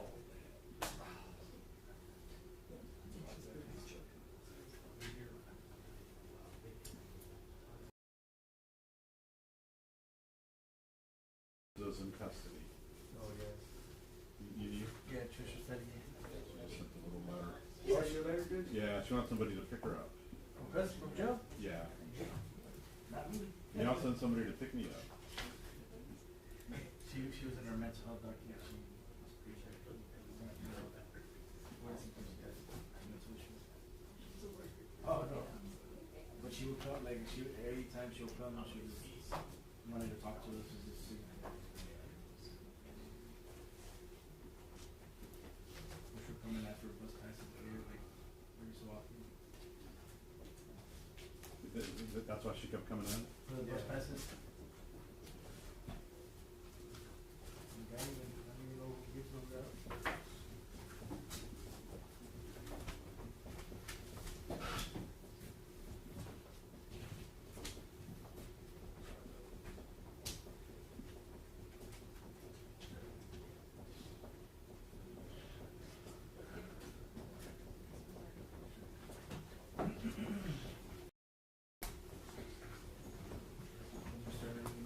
Yeah. Judge, I also want to remind the court that Mr. Nisbet's going to do his opening statement as well. Just so you can go through it.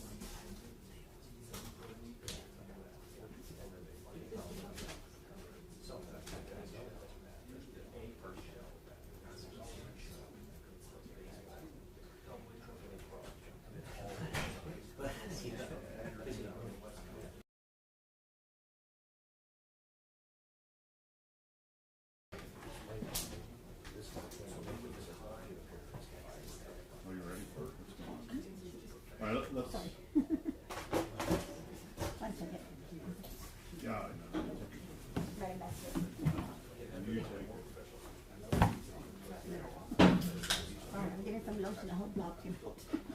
Everything. So now you're all greasy. That's why I said, hold on. Yeah. Hold on. Well, that's when you gotta start to rub your neck. Oh, yeah, Yeah. that's right. Get it all off. Get it all off. Okay, now I'm ready. Okay. All right, let's go back on the record real quick before the jury comes out. All right, so just to make sure we're on the same page, so we'll go, so Mr. Goss, your side will go first? Yeah, So yes, we do have two witnesses, All I right, believe is what all right, so you call your witnesses, and, I would say then the state would cross, and then each other defendant can cross under the Constitution. Yes. The Sixth Amendment issue, I think. And honestly, that's how I figured that it would probably go, and so I think we're on Yeah. the same page and didn't even discuss it. Yes, it'd be direct, and then cross, and then cross. Very good. All right for the jury?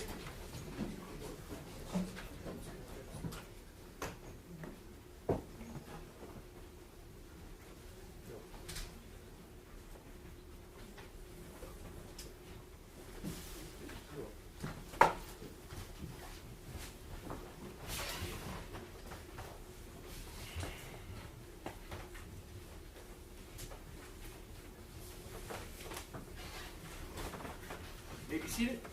All right, welcome back, members of the jury. We'll go through until one of you pretty much advises me that you're ready for lunch, and then that's when we'll take a lunch break, all right? And we'll try to keep lunch as short as we can today. All right, so when we last left off, the state had rested. I advised you, after I swore you in, that once the state has rested, then the defense, or defenses in this case, if they choose to, can put on a case for you, as the case you choose. So with that, Mr. Goss. I'm sorry, Judge, I believe Mr. Nisbet is going to open on behalf of yeah. Judge, I reserve, may I open to the jury? Yes. Thank you, Your Honor. Good morning. They had a duty to arrest. They had a right to go home. I want to thank y'all for your grace and your time and all your attention in this trial. It's hands down the longest trial I've ever done. Probably the longest one y'all will ever do. Okay? So in opening statement, I'm going to talk to you about what the evidence is going to prove. But the case isn't really over yet, right? So what the evidence is going to prove is on June 23rd, 2023, there was a call, officers responded. I know y'all know the facts at this point, okay?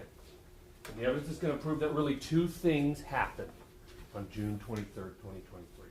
Two things are going to be proved to have happened that day. A tragedy where this young lady's family lost a mom, lost an aunt, lost a sister, and that's a tragedy, okay? But the second thing that happened was a rush to judgment.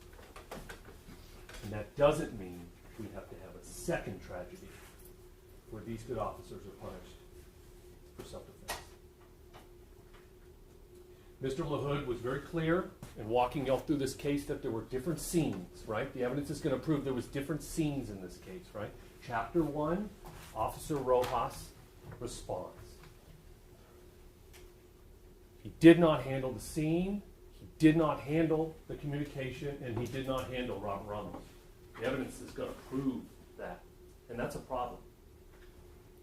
Chapter 2, Jonathan Salinas arrives, and now you have felony assaults. The evidence is going to prove you have violent felony behavior on police officers. Melissa Perez was a very high risk. The evidence is going to prove that E-Tone was a 15-officer response. And the evidence has shown they only called 3. Finally, you have Chapter 3, where Alfred, Nathaniel, and Eleazar show up and attempt to arrest the suspect for multiple violent felonies. Melissa Perez attacks, and they fire in self-defense. Chapter 4, we brought you Detective Ronald Soto, and I'm going to try to keep a straight face when I talk about him. Okay? He brought you his investigation. Mistakes, omissions, and errors. The judge is going to give you the law in this case. You remember in voir dire, I put up a picture of the judge. It told you the judge will instruct you on the law in this case. All right? And he's actually already given you a very interesting piece of law. And so we're going to go through it because I know he read it to you all that.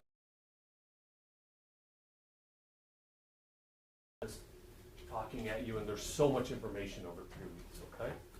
You have heard testimony and arguments regarding the issue of whether the defendant officers were required to obtain an arrest warrant before entering the complainant's apartment, okay? That's coming from the state. And as a general matter, whether or not police officers are permitted to enter a person's residence to make an arrest without first obtaining an arrest warrant is an issue of law for the court to decide, and is usually the subject of what's called a motion to suppress, which the evidence has been proving and you all have heard a lot about. It is not an issue for the jury to decide in these cases. The evidence is going to prove that. Makes it real easy for y'all, right? All such evidence is irrelevant. You are instructed to disregard all the questions related to the subject of whether these defendants were obligated to obtain arrest warrant and are not to consider such evidence for any purpose. So now y'all have a complete picture of what the judge instructed you the law was, okay? But there's going to be more law that comes, and at the end of this case, the judge is going to give you the final jury charge, and that will say resoundingly, show murder, the intent to commit murder. Aggravated assault. They have to prove all that beyond a reasonable doubt, the highest burden we have. But they also have to prove beyond a reasonable doubt it wasn't self-defense. It wasn't justified. It wasn't defense of a third person. And that might get a little bit confusing. Sometimes when you're on a long journey, you can get lost in the time and lost in the details. But I need to remind y'all, the evidence is going to prove, and the law is going to be, that burden rests with them the whole time. So if you find yourself thinking, geez, the defense are making a lot of good points, we don't have to. But we're going to show you in the evidence that it's so clear that we are bringing you the truth. And then we're going to bring you some defense witnesses. Not our burden, but we are. We're going to bring you a gentleman named Mark Sawa, okay? Highly decorated major, SWAT, mental health, CIT training out of Austin PD. 7 years in the Valor program with the feds. Now is a use of force subject matter expert and instructor. Goes all over the country teaching police departments the right way to do it. Rewriting the way they do it. Mark can talk about use of force in OIS cases, can tell you about Chapter 9 of the Penal Code, can tell you about police investigations. I don't know why I'm holding it. We're going to bring you Mark Duke. Where are you, Mark? Raise your hand for me. There's Mark Duke. 28-year seasoned SAPD officer, retired homicide detective. 900 death investigations. It's a staggering number. 450 is the lead detective, 27, not the first, involved shooting investigations. Mark's going to tell you about how we investigate OIS cases. He's going to talk to you about the Penal Code in Chapter 9. He's going to talk to you about criminal profiling. Then we're going to call Lisa Miller. Lisa. There's Lisa. 28 years with SAPD, retired. Patrol sergeant, SVU detective, homicide detective, 21 years, honorable service, U.S. Air Force Reserves. Lisa's going to tell you about how you investigate a major crime, how you interview and then go into reporting techniques. And she's also going to talk to you about something that's really important. It's called confirmation bias, right? And how an investigation needs to be objective from the very start. You don't just walk up and have some concerns. We're going to bring you a gentleman named Ron Martinelli, who has had really 3 careers. He was a retired police officer. Then he did a series of special assignments with all the groups y'all see there. And since then, he's been a law enforcement training and police practices expert. Now, Ron's really interesting because he uses actual forensic criminology and the science of human factors the science behind the OODA loop, right? I see it, I orient, I have to decide, I have to act. And he brings with him a gentleman named Angelos Lili. Thank you. He does photogrammetry.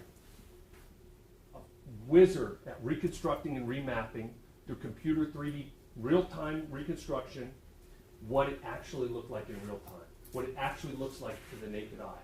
A 50 millimeter flat naked eye lens will show you a view different from a concave fisheye body cam, which tends to distance and distort the farther you get away from it.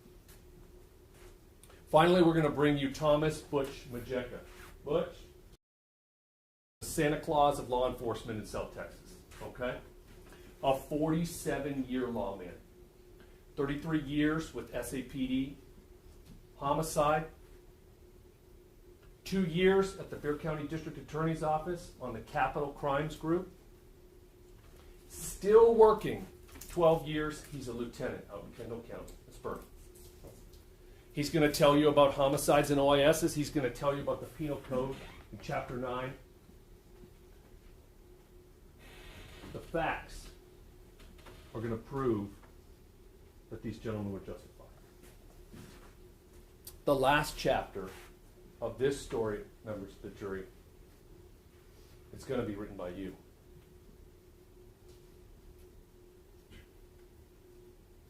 "847 days. These gentlemen have had to live with this. At the end of this case, we're going to come up here and we're going to ask, it's time to let them go home. Thank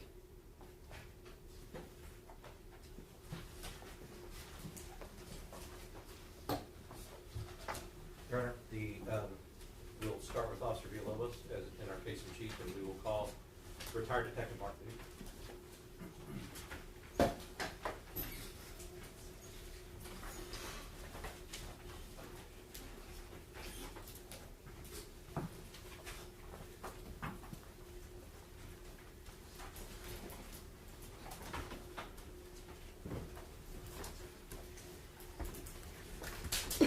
Swear you in. Do you solemnly swear or affirm that the testimony you give in this matter will be... All right. You can introduce yourself to the jury and spell your name for the court reporter, please. Hi, I'm retired SAPD homicide detective Mark Duke. That's M-A-R-K D-U-K-E. Can everyone hear okay? Can you tap on that? State, I'm sorry, defense? Yes, Your Honor, and I know you probably said state because we're used to having Mark Duke testify for the state. Mark, you and I know each other because we've known each other for a decade or more. When I was at the DA's office, we worked closely on several cases that we had together, right? That's correct. Go ahead. As a matter of fact, I've worked with every attorney at this table and both Mr. Luna and Mr. Harris as prosecutors, with the exception of Mr. Cifuentes, during my career. And I want to talk about that career, and you heard him talk about and kind of tell the jury some of your qualifications. I want to go into that a little deeper. So tell us first about the beginning of your career in law enforcement. How did that start? Well, my first 15 years were on patrol. The last 7 years as a patrol officer, which means I would train the recent graduates from the police academy and teach them how to apply what they learned in the academy to the streets. In 2010, I tested and was promoted to detective. I went straight to homicide. I was in homicide from 2010 till I retired in 2023. And so the time that you spent in homicide, about 13 years, right? Correct. And in that time that you spent in homicide, tell us about the types of investigations and how many of those investigations did you do? homicides, capital murder, all suspicious deaths, overdoses, intentional, accidental deaths, suicides, anything that had the potential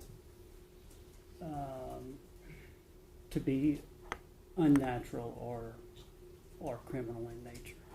And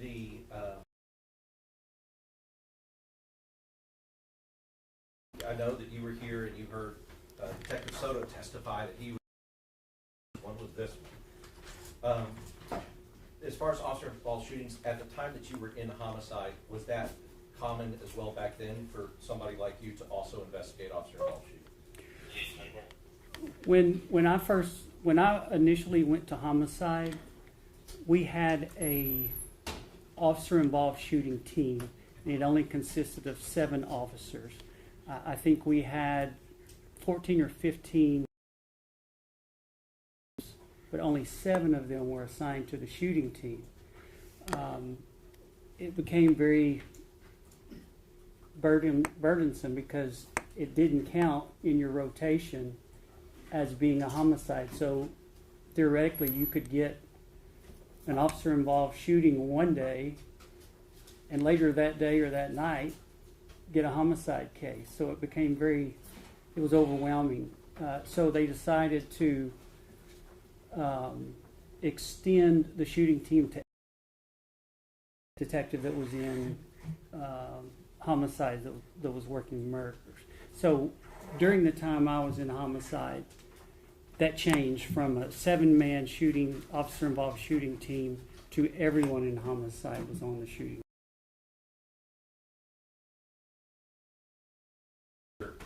Based on your last experience, which would have ended in 2023, but in a department like that, how many homicide detectives are in San Antonio Police Department?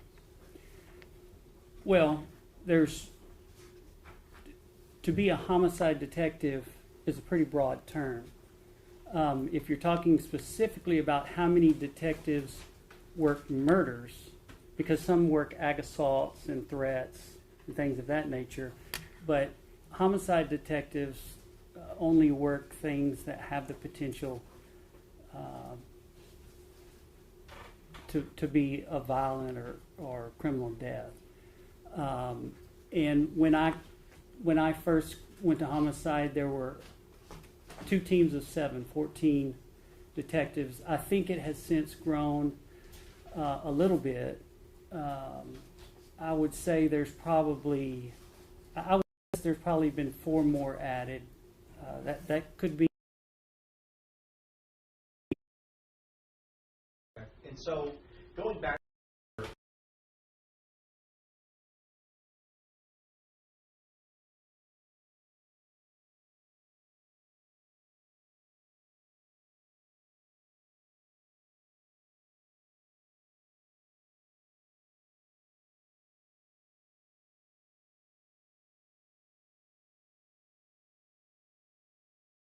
Had 2 teams, 7 on each team. One team handled half the week, Sunday through Wednesday. The other team handled Wednesday at noon through Saturday. And within those teams was a rotation. If you're up for the next homicide, you catch every unnatural or suspicious death until you catch a homicide. On average, the suicide rate is 2.5 times that of the homicide rate. So you can expect to get, and San Antonio is a military city, so it's a little higher. The suicide rate is a little higher, so it's probably around 3 times the homicide rate. So you're going to pick up 3, maybe 4 suicides before you get your next homicide, and sprinkle in some accidental deaths and some overdoses. You may end up with 4 or 5.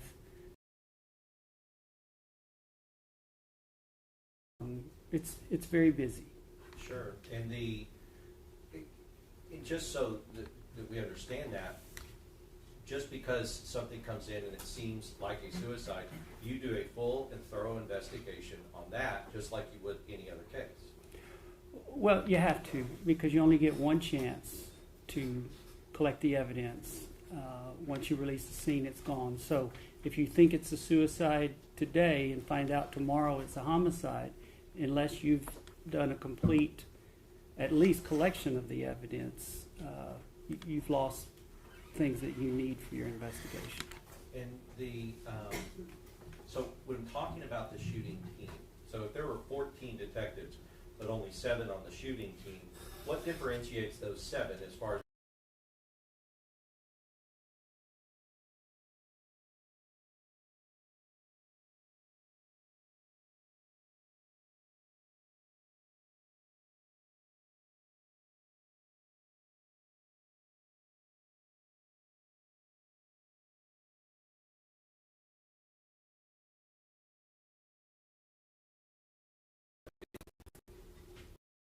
unless, supervisor's brother-in-law or something. You know what I mean? Unless there's some other reason.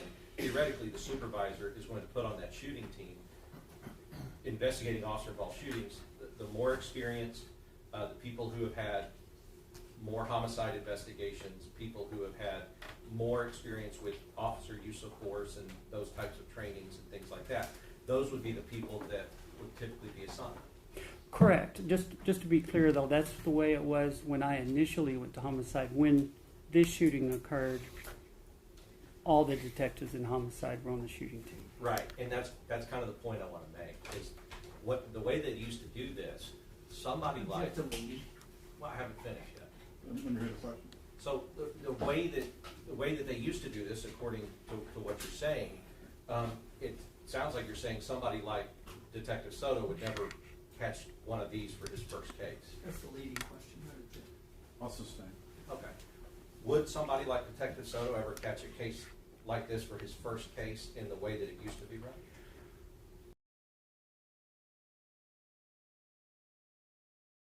First case at some point. So this could have been his first case, but you would want to make sure that there's someone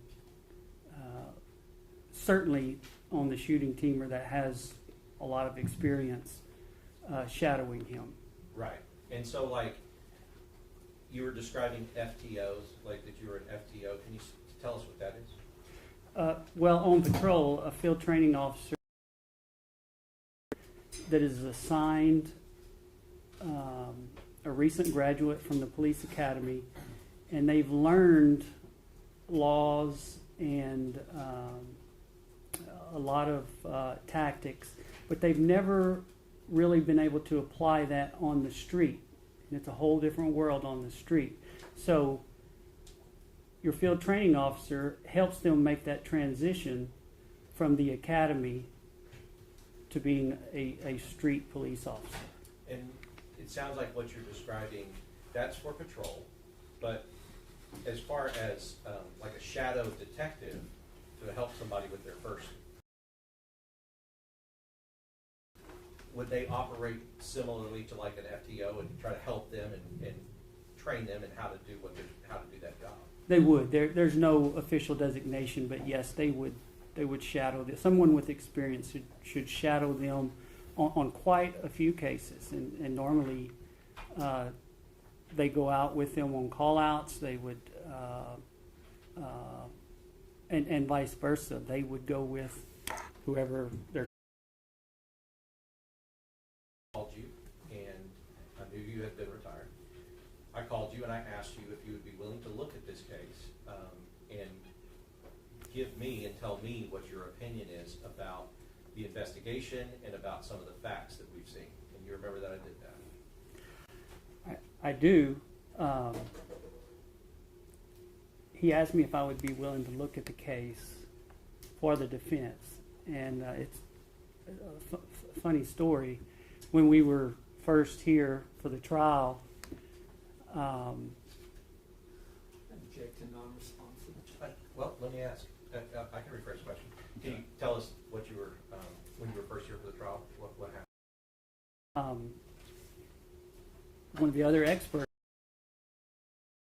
said, You said you would never work for the defense. I said, I did.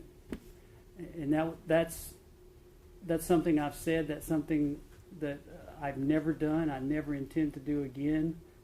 I'm very happy, retired, riding off into the sunset.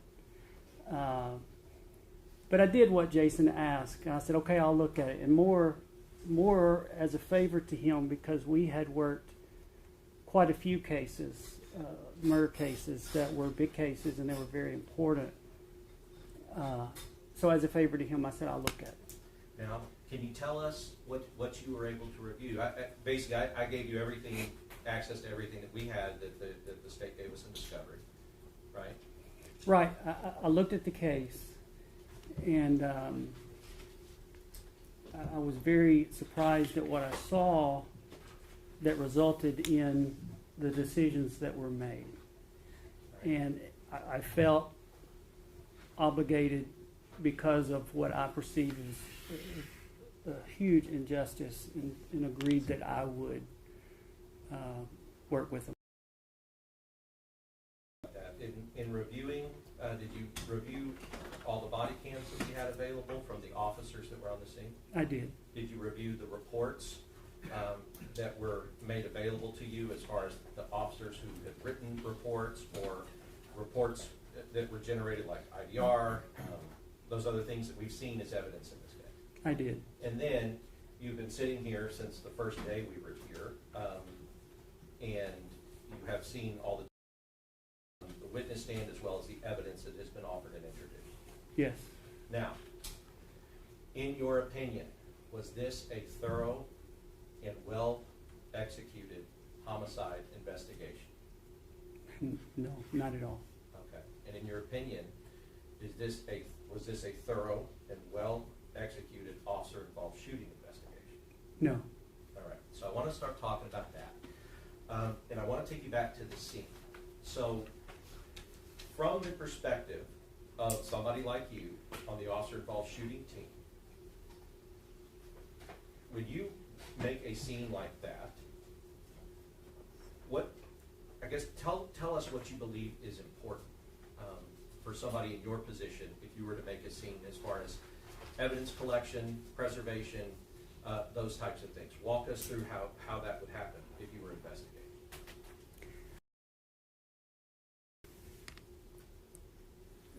The first thing that you've got to understand is you've got to collect all the evidence. You got one shot. And one of the things that I would always make clear to new detectives is I had a thing that I would do to try and make the point with them. The first thing you've got to do is you've got to collect all the evidence. And you know those 2-hole or 3-hole paper hole punchers? I would take one of them and go over to their desk and dump it on the desk. Made a big mess. When they were gone, of course. And I would leave them a stick and say, you've got to collect the dots before you can connect the dots. That's very important. And you only get one to do it. And so when we heard testimony that Detective Soto went and saw that CSI was doing CSI things, and as the lead detective just left the scene and didn't instruct them, is that a normal thing for a lead detective to do? Well, no. First of all, if you're the lead detective, you're responsible for that case. You may trust the CSI, and we have very good CSIs. You may trust them, but ultimately, if they miss something, it's on you as the lead detective. Okay? And it's your case that's either going to be made better or it's going to be insufficient. So, you we're constantly fighting the battle of, because we're human, of having preconceived ideas or being biased. So you're always having to make sure you keep that in check. I mean, it's just human. It's hard not to. But in this case, one of the things that should have been done, and I'll explain why, is the door that was broken into, it should have been fingerprinted. It should have been swabbed for DNA. The panel box where the alarm was, it should have been fingerprinted. It should have been swabbed for DNA. Well, what to it? Well, it keeps people from later saying, well, we can't believe what she said. She said she was Elvis's daughter. She said that she'd been kidnapped by the cartel, that she owned the building. So what this does is this gives us physical evidence that says, no, she did tell the truth. Her DNA was there. Her fingerprints were there.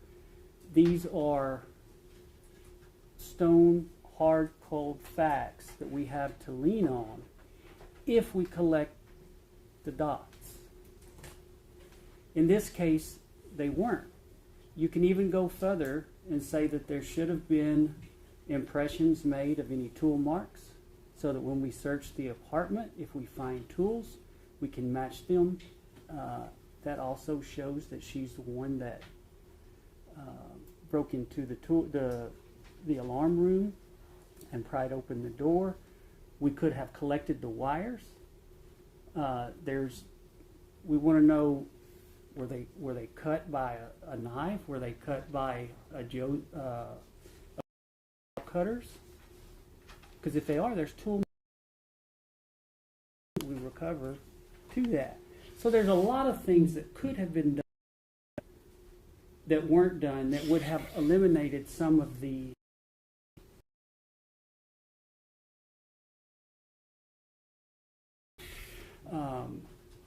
there was also things missing from there. We know that alarm box had battery backup in case the power went out, which is often the case in fires. But the alarm system would still work because it had battery backup. We found some batteries, about 13 of them, we know they were in the apartment. But there was one of the batteries, and you've probably seen it but didn't realize it, there's a cart right outside her front door. There was a battery. It's about the size of this box. Like a big neon sign that says, "This does not belong here. Why is this here?" Wasn't collected. It could have been fingerprinted. That says, this was taken by this person from this location. So we haven't even got to the shooting. And really, so is that important? What does that have to do with the shooting? Well, it was the whole justification of why the officers were originally called there. Now, also, is it important under the totality of the circumstances that all of the facts and circumstances, like you're saying, about why the officers were there, what her state of mind was when they got there, and how that, what was going on, are all those things important to you and would they be important as a homicide or an officer-involved shooting investigator? Well, of course, all the details are important. I mean, you've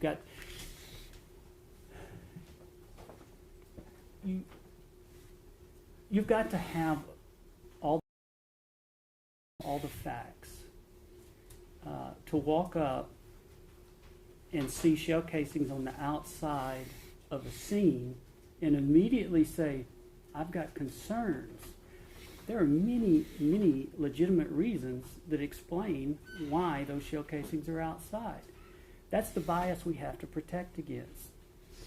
And we have to do a full investigation.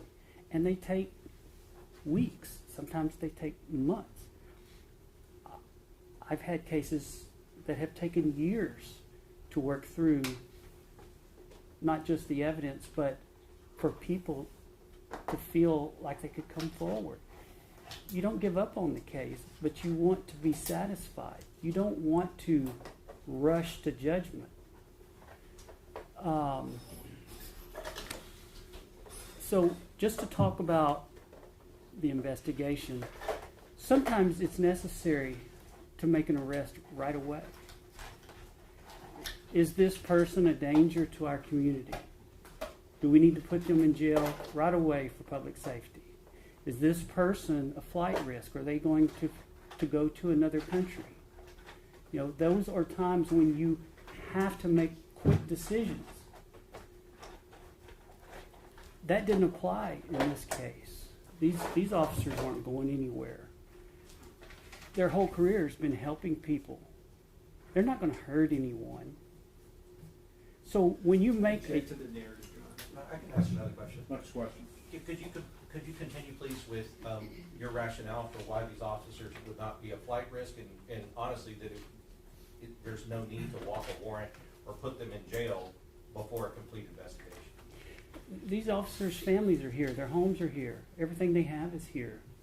Why are they going to leave? They're going to wait and let the system work through this issue. And they're not a danger. They've never all their career they've helped people. I mean, that's what make that decision to walk a warrant. You've got to have a good reason to do it, because there's two sides to every coin. If I make this decision quick, the payoff is I'm keeping this person from escaping, and I'm making the world safe. But there's a cost of not being thorough. And you've got to let the evidence drive the case so that you don't have investigative failures. So the risk in making a quick decision is you may not get it right. But sometimes that risk is outweighed for public safety or to keep from them being a flight risk. In this case, there was everything to lose and nothing to gain. Everything to lose, what I mean is getting the investigation wrong. And by making it quick, there was nothing to gain. The reasons that we usually make that decision to do it quickly weren't factors. So there was no reason to make a decision to be done with this case and the officers involved in this case. And so, Detective Duke, I think I know the answer to this, so you may educate me on it, at least in your experience. Like, let's say somebody starts a fire and it kills a person. Intentionally starts a fire and then the person dies in the fire. I know that there are arson investigators, but would homicide also come out and investigate those as a homicide in addition to arson, or does arson just do the entire investigation? Normally arson will handle that, but until everything's worked out, arson and homicide will work it together. Sometimes the death was not a result of the fire. The death may have occurred before the fire, so there's some collaboration there. But normally a fire death is investigated by arson. So, and to bring that up, just so we can talk about it, like a case like when Miss Viola Barrios was killed. You remember that case when that happened?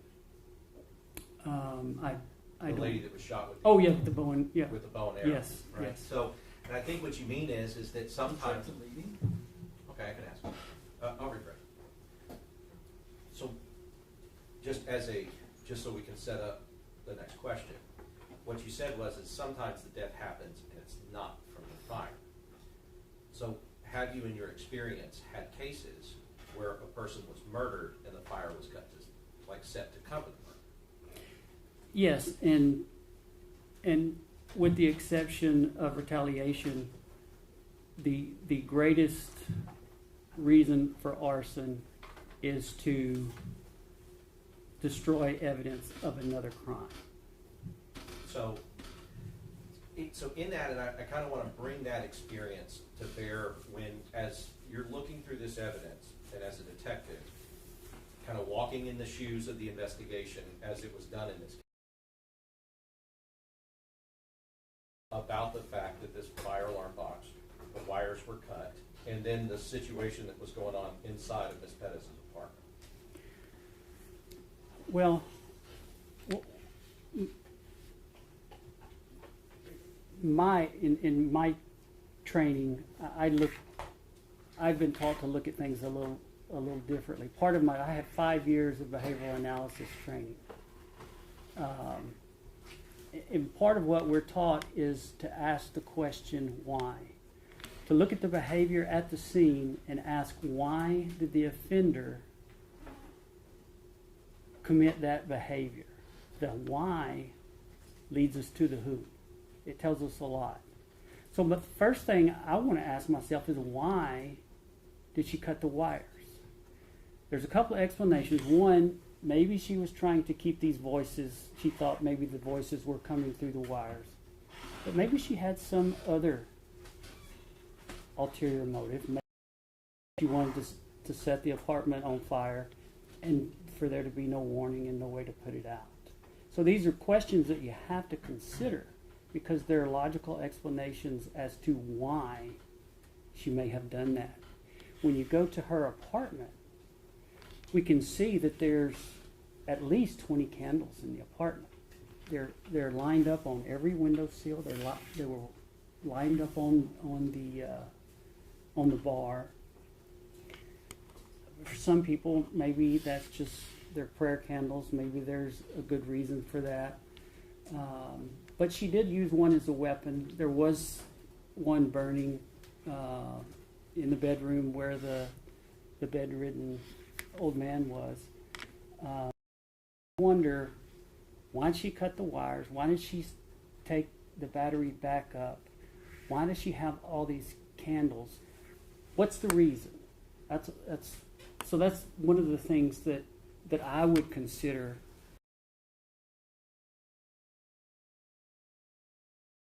If you were investigating, would that also, because, you know, we're putting you in the shoes of an officer-involved shooting investigator, would that also go into the totality of the circumstances, the potential risk to others in that apartment complex? Would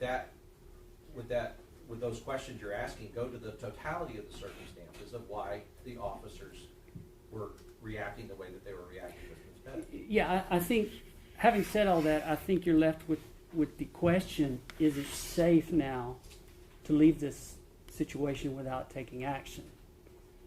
And I think it's reasonable to say no. We can't leave this situation the way it is, just based on what we've spoke about up until this point. Not even discussing the assaults on the officers. Now, we're kind of at the point where, you know, as we're following this investigation, we're at the point where, as Mr. Nisbet talked about, you know, there's those kind of three separate incidents. So we're still at kind of incident one, cutting the fire alarm, and then she, you know, ran away from a detention and ran back into her apartment. Were you able to view the behavior of Officer Ramos throughout this trial? Yes. And what is your opinion on his behavior and how he was acting with Ms. Bennett? Well, he was kind of poking the bear. Yep. And because he did that, did you see any evidence in your investigation that any of these men knew that he had done anything like that to her? No. Right. So, as an investigator, would you, thinking of those facts, would you charge what Officer Ramos did with Ms. Perez to Officer Ramos, or would you charge it to them? Meaning, would you blame them for his conduct? No, he for his actions. Right. And would it be fair for them to take responsibility for his actions, having no knowledge of those actions? Of course not, no. Right. So, we have that first scene, and now she's in the apartment. We go to the second scene with Jonathan Salinas. You were able to view Jonathan Salinas, Officer Salinas, attempting to go on the window to unlock the door. Correct. Okay, so what is your opinion of the attack that Melissa Perez made on Jonathan Salinas when he was in that window?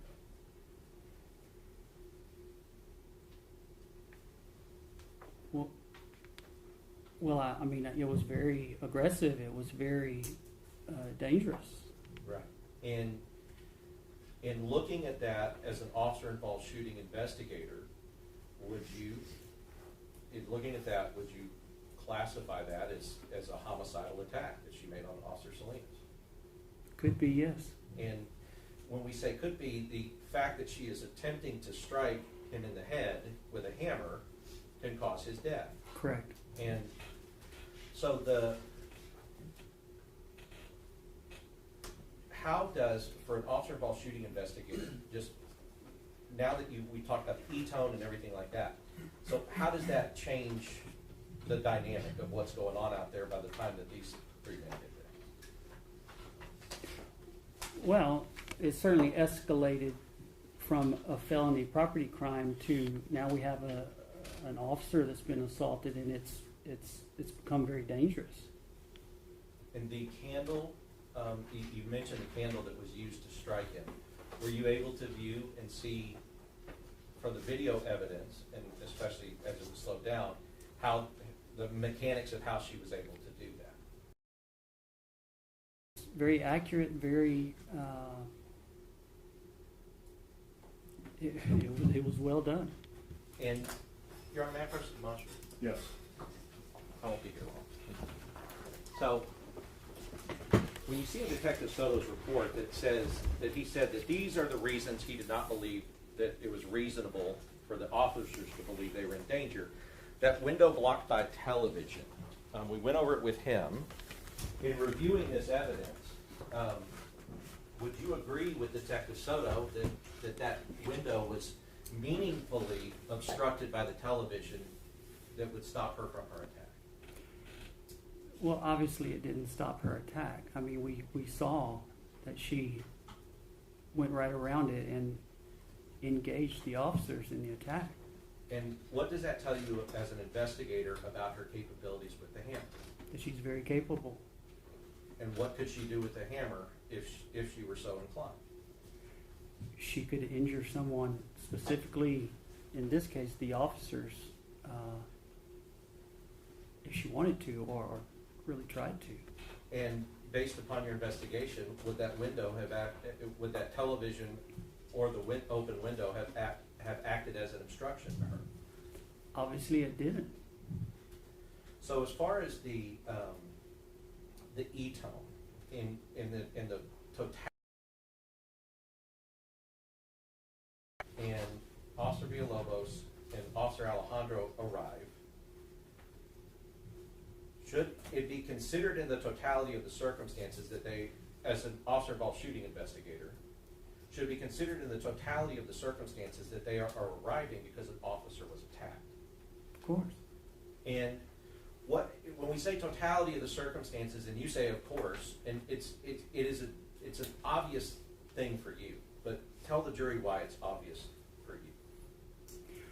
Well, you have to consider everything, what they knew, what they didn't know,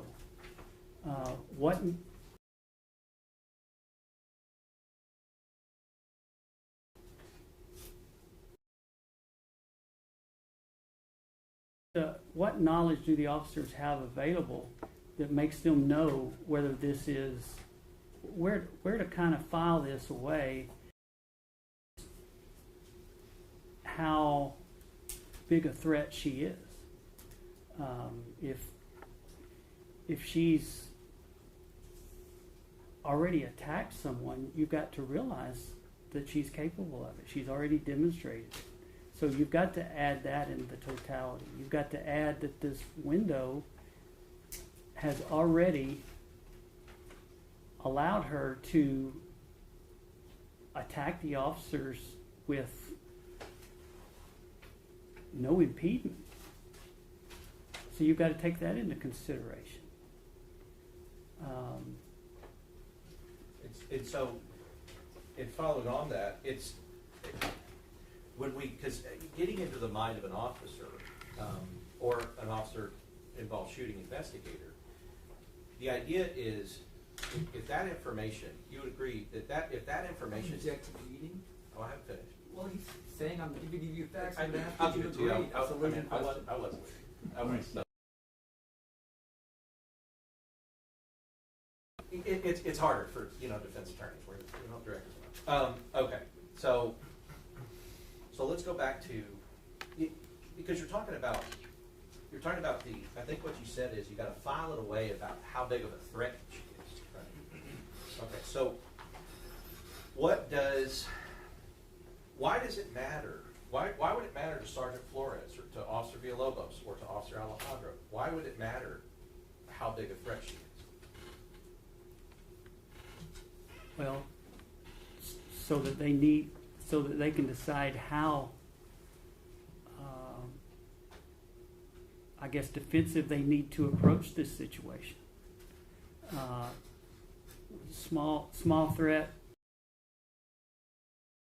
community, you can kind of relax a little bit, but if they have an opportunity and they have the means, you've got to really consider that this is a real possibility and that I need to be very cautious. Right. And so just to kind of compare and contrast it, let's say the bedridden old man had a hammer with him in the bed, right? Would he present the same type of threat as Melissa Perez? No. And so would officers respond to him in the same way they responded to Melissa Perez, or in a different way, typically? Different. Right. So at the part where we're here, at the second part, we're getting to the third part now, the third scene. They have arrived, and as far as when you're filing away and figuring out how big a threat she is, does that also, for an officer, does that also make them, does it matter, or I guess does it make them need to arrest more? Does it make the need to arrest more important, the bigger the threat? Well, yes. I mean, if you have someone that's a threat to public safety, you've got to keep the public safe. I mean, that's what the police are in the business of, literally public safety. And so when we've heard through the trial that the officers weren't verbalizing any care or concern for the bedridden man in the apartment, as an officer, as Patrolman Mark Duke, 25 years ago, responding to a situation like that with somebody who is acting the way she is acting, if you found out that there was a bedridden old man, would you have concern? You've got to, and the actions that we're taking that day were partially in concern for the old man in the house. And would you need to verbalize it to your fellow officers, or are you trained and are officers trained that in that type of situation, the concern is obvious? Yeah, I think most reasonable officers that observe that situation and the way she was acting, the set of circumstances, the totality of everything, would know that action had to be taken and that this other person's safety was in danger. You had to consider it. It's reasonable. As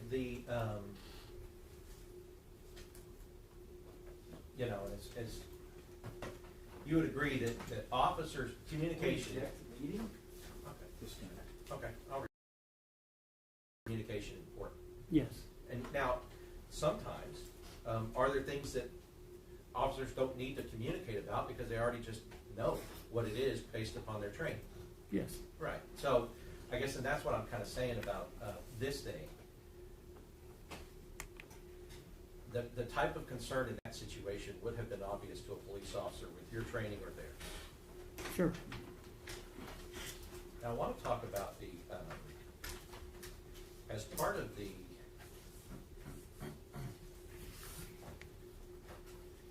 as part of the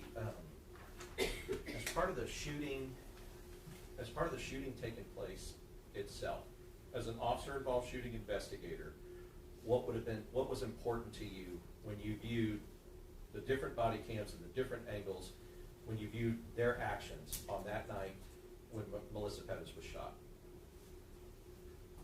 Well, I would want to know if their actions were reasonable. That's right. And so, as you look through these things, did you find examples, as an investigator, did you find examples that would tell you that their actions were reasonable? Yes, they were trying to talk her out. They were trying to give her every opportunity to end this peacefully. It was reasonable for them to recognize that she had assaulted other officers. I think it was reasonable for them to have concern about the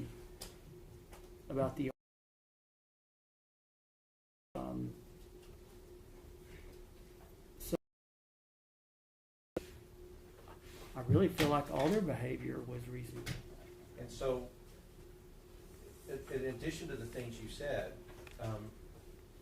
tell us about the preference, from your perspective, the preference of going against an unarmed suspect versus an armed suspect. Well, certainly you would always prefer to engage someone that's unarmed if you can. And that would be your first choice and your priority to do so. And so, did you note in your investigation and in your review of all these materials, did you note that there were times that Melissa Perez disarmed herself or unarmed herself by putting down the hammer? Yes. Were you also able to note, and from seeing the trial, that there were times that officers could see both of her hands and they did not contain a hammer? Yes. All right. So tell us about your opinion about the reasonableness of trying to engage and make the arrest. What has to be done?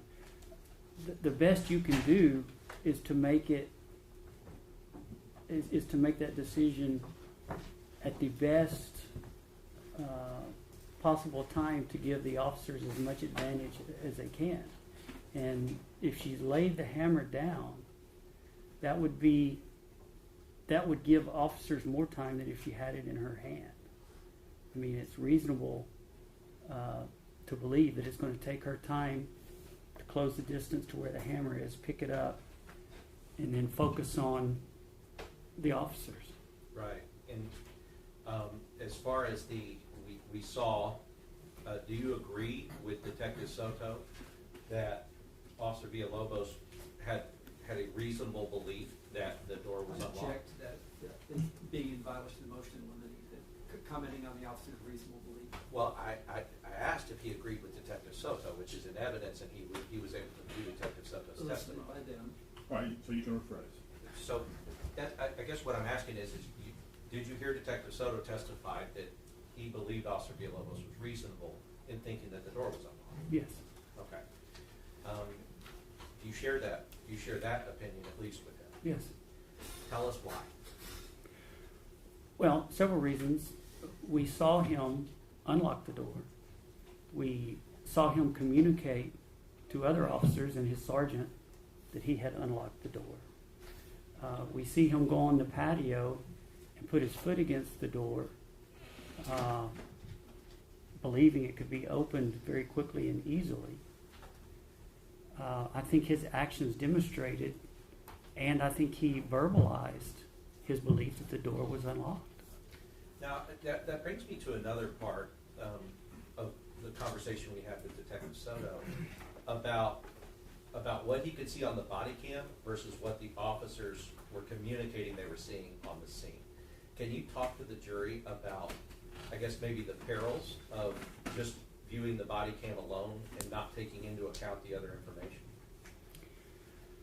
Well, your field of view is very limited with the body camera. It only sees what's in front of it, and there's to the side, a person can see a lot more than the body camera can. And also depth perception, when you're seeing it with your eyes, the depth perception of the camera, it makes, in reality, they're much closer. So depth issue and your field of view is an issue with the body camera. And were you able to see Officer Salinas and Officer Vince Gomez, discussing how close Ms. Perez got to Officer Villalobos with the hammer? I did. All right. So now it's kind of, you were talking about how officers communicate things that they're seeing, like Officer Villalobos communicated to a sergeant that the door was unlocked. As an officer-involved shooting investigator, when you have what you can see on the body cam, and you have what Officer Salinas and Officer Gomez are saying that they had just witnessed, which one do you go with? Well, you would like a first-hand eyewitness account because of the limitations of the body camera. Right.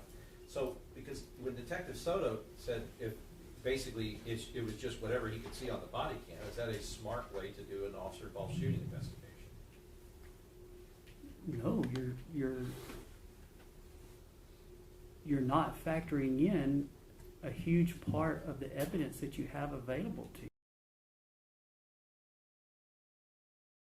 That he did not follow up with any of these officers or sergeants at the scene, the other sergeants at the scene. Like, what is, in your opinion, is that a smart way to do an officer-involved investigation No. shooting investigation? Yeah, and so tell us why.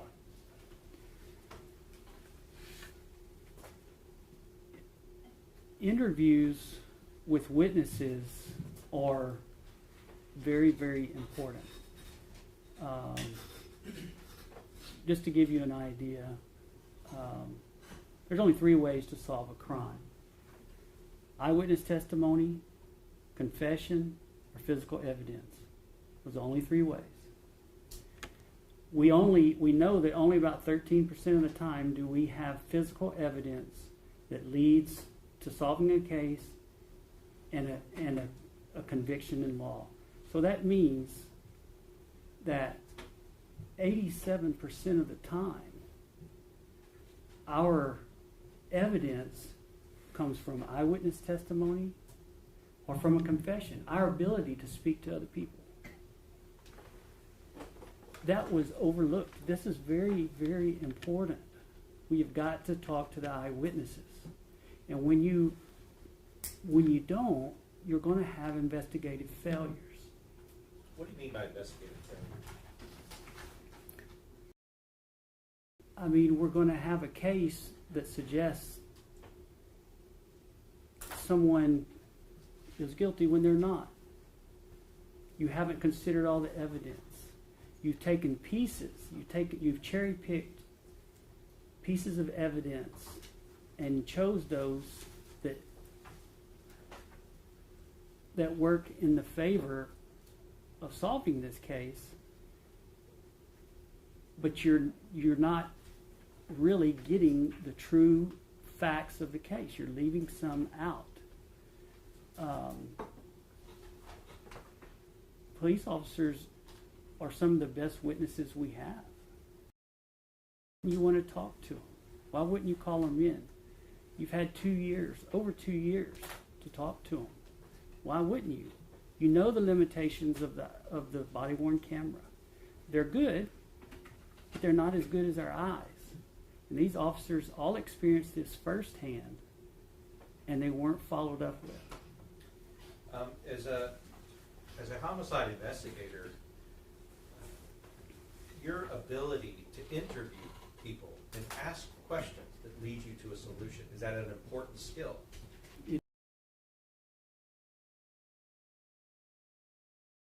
As you quoted those percentages, one of the most vital.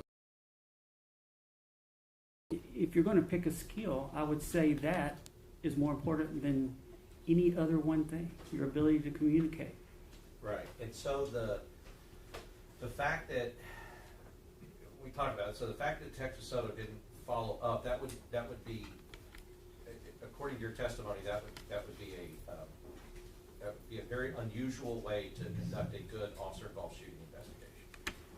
Yeah, at best, I mean, I guess politely it's lazy, and worst it's incompetent. And so as far as and I'll tell you this, you know, they don't deserve to be treated any better than anybody else, but you would agree they don't deserve to be treated worse either. I think justice is injustice until it's equally applied to everyone. Right. And I think they deserve. Judge? Great. All right, let's take that. Well, it's already 12:53. Let's take an hour, 7-minute break and come back no later than 2 o'clock. We'll see you then. All right,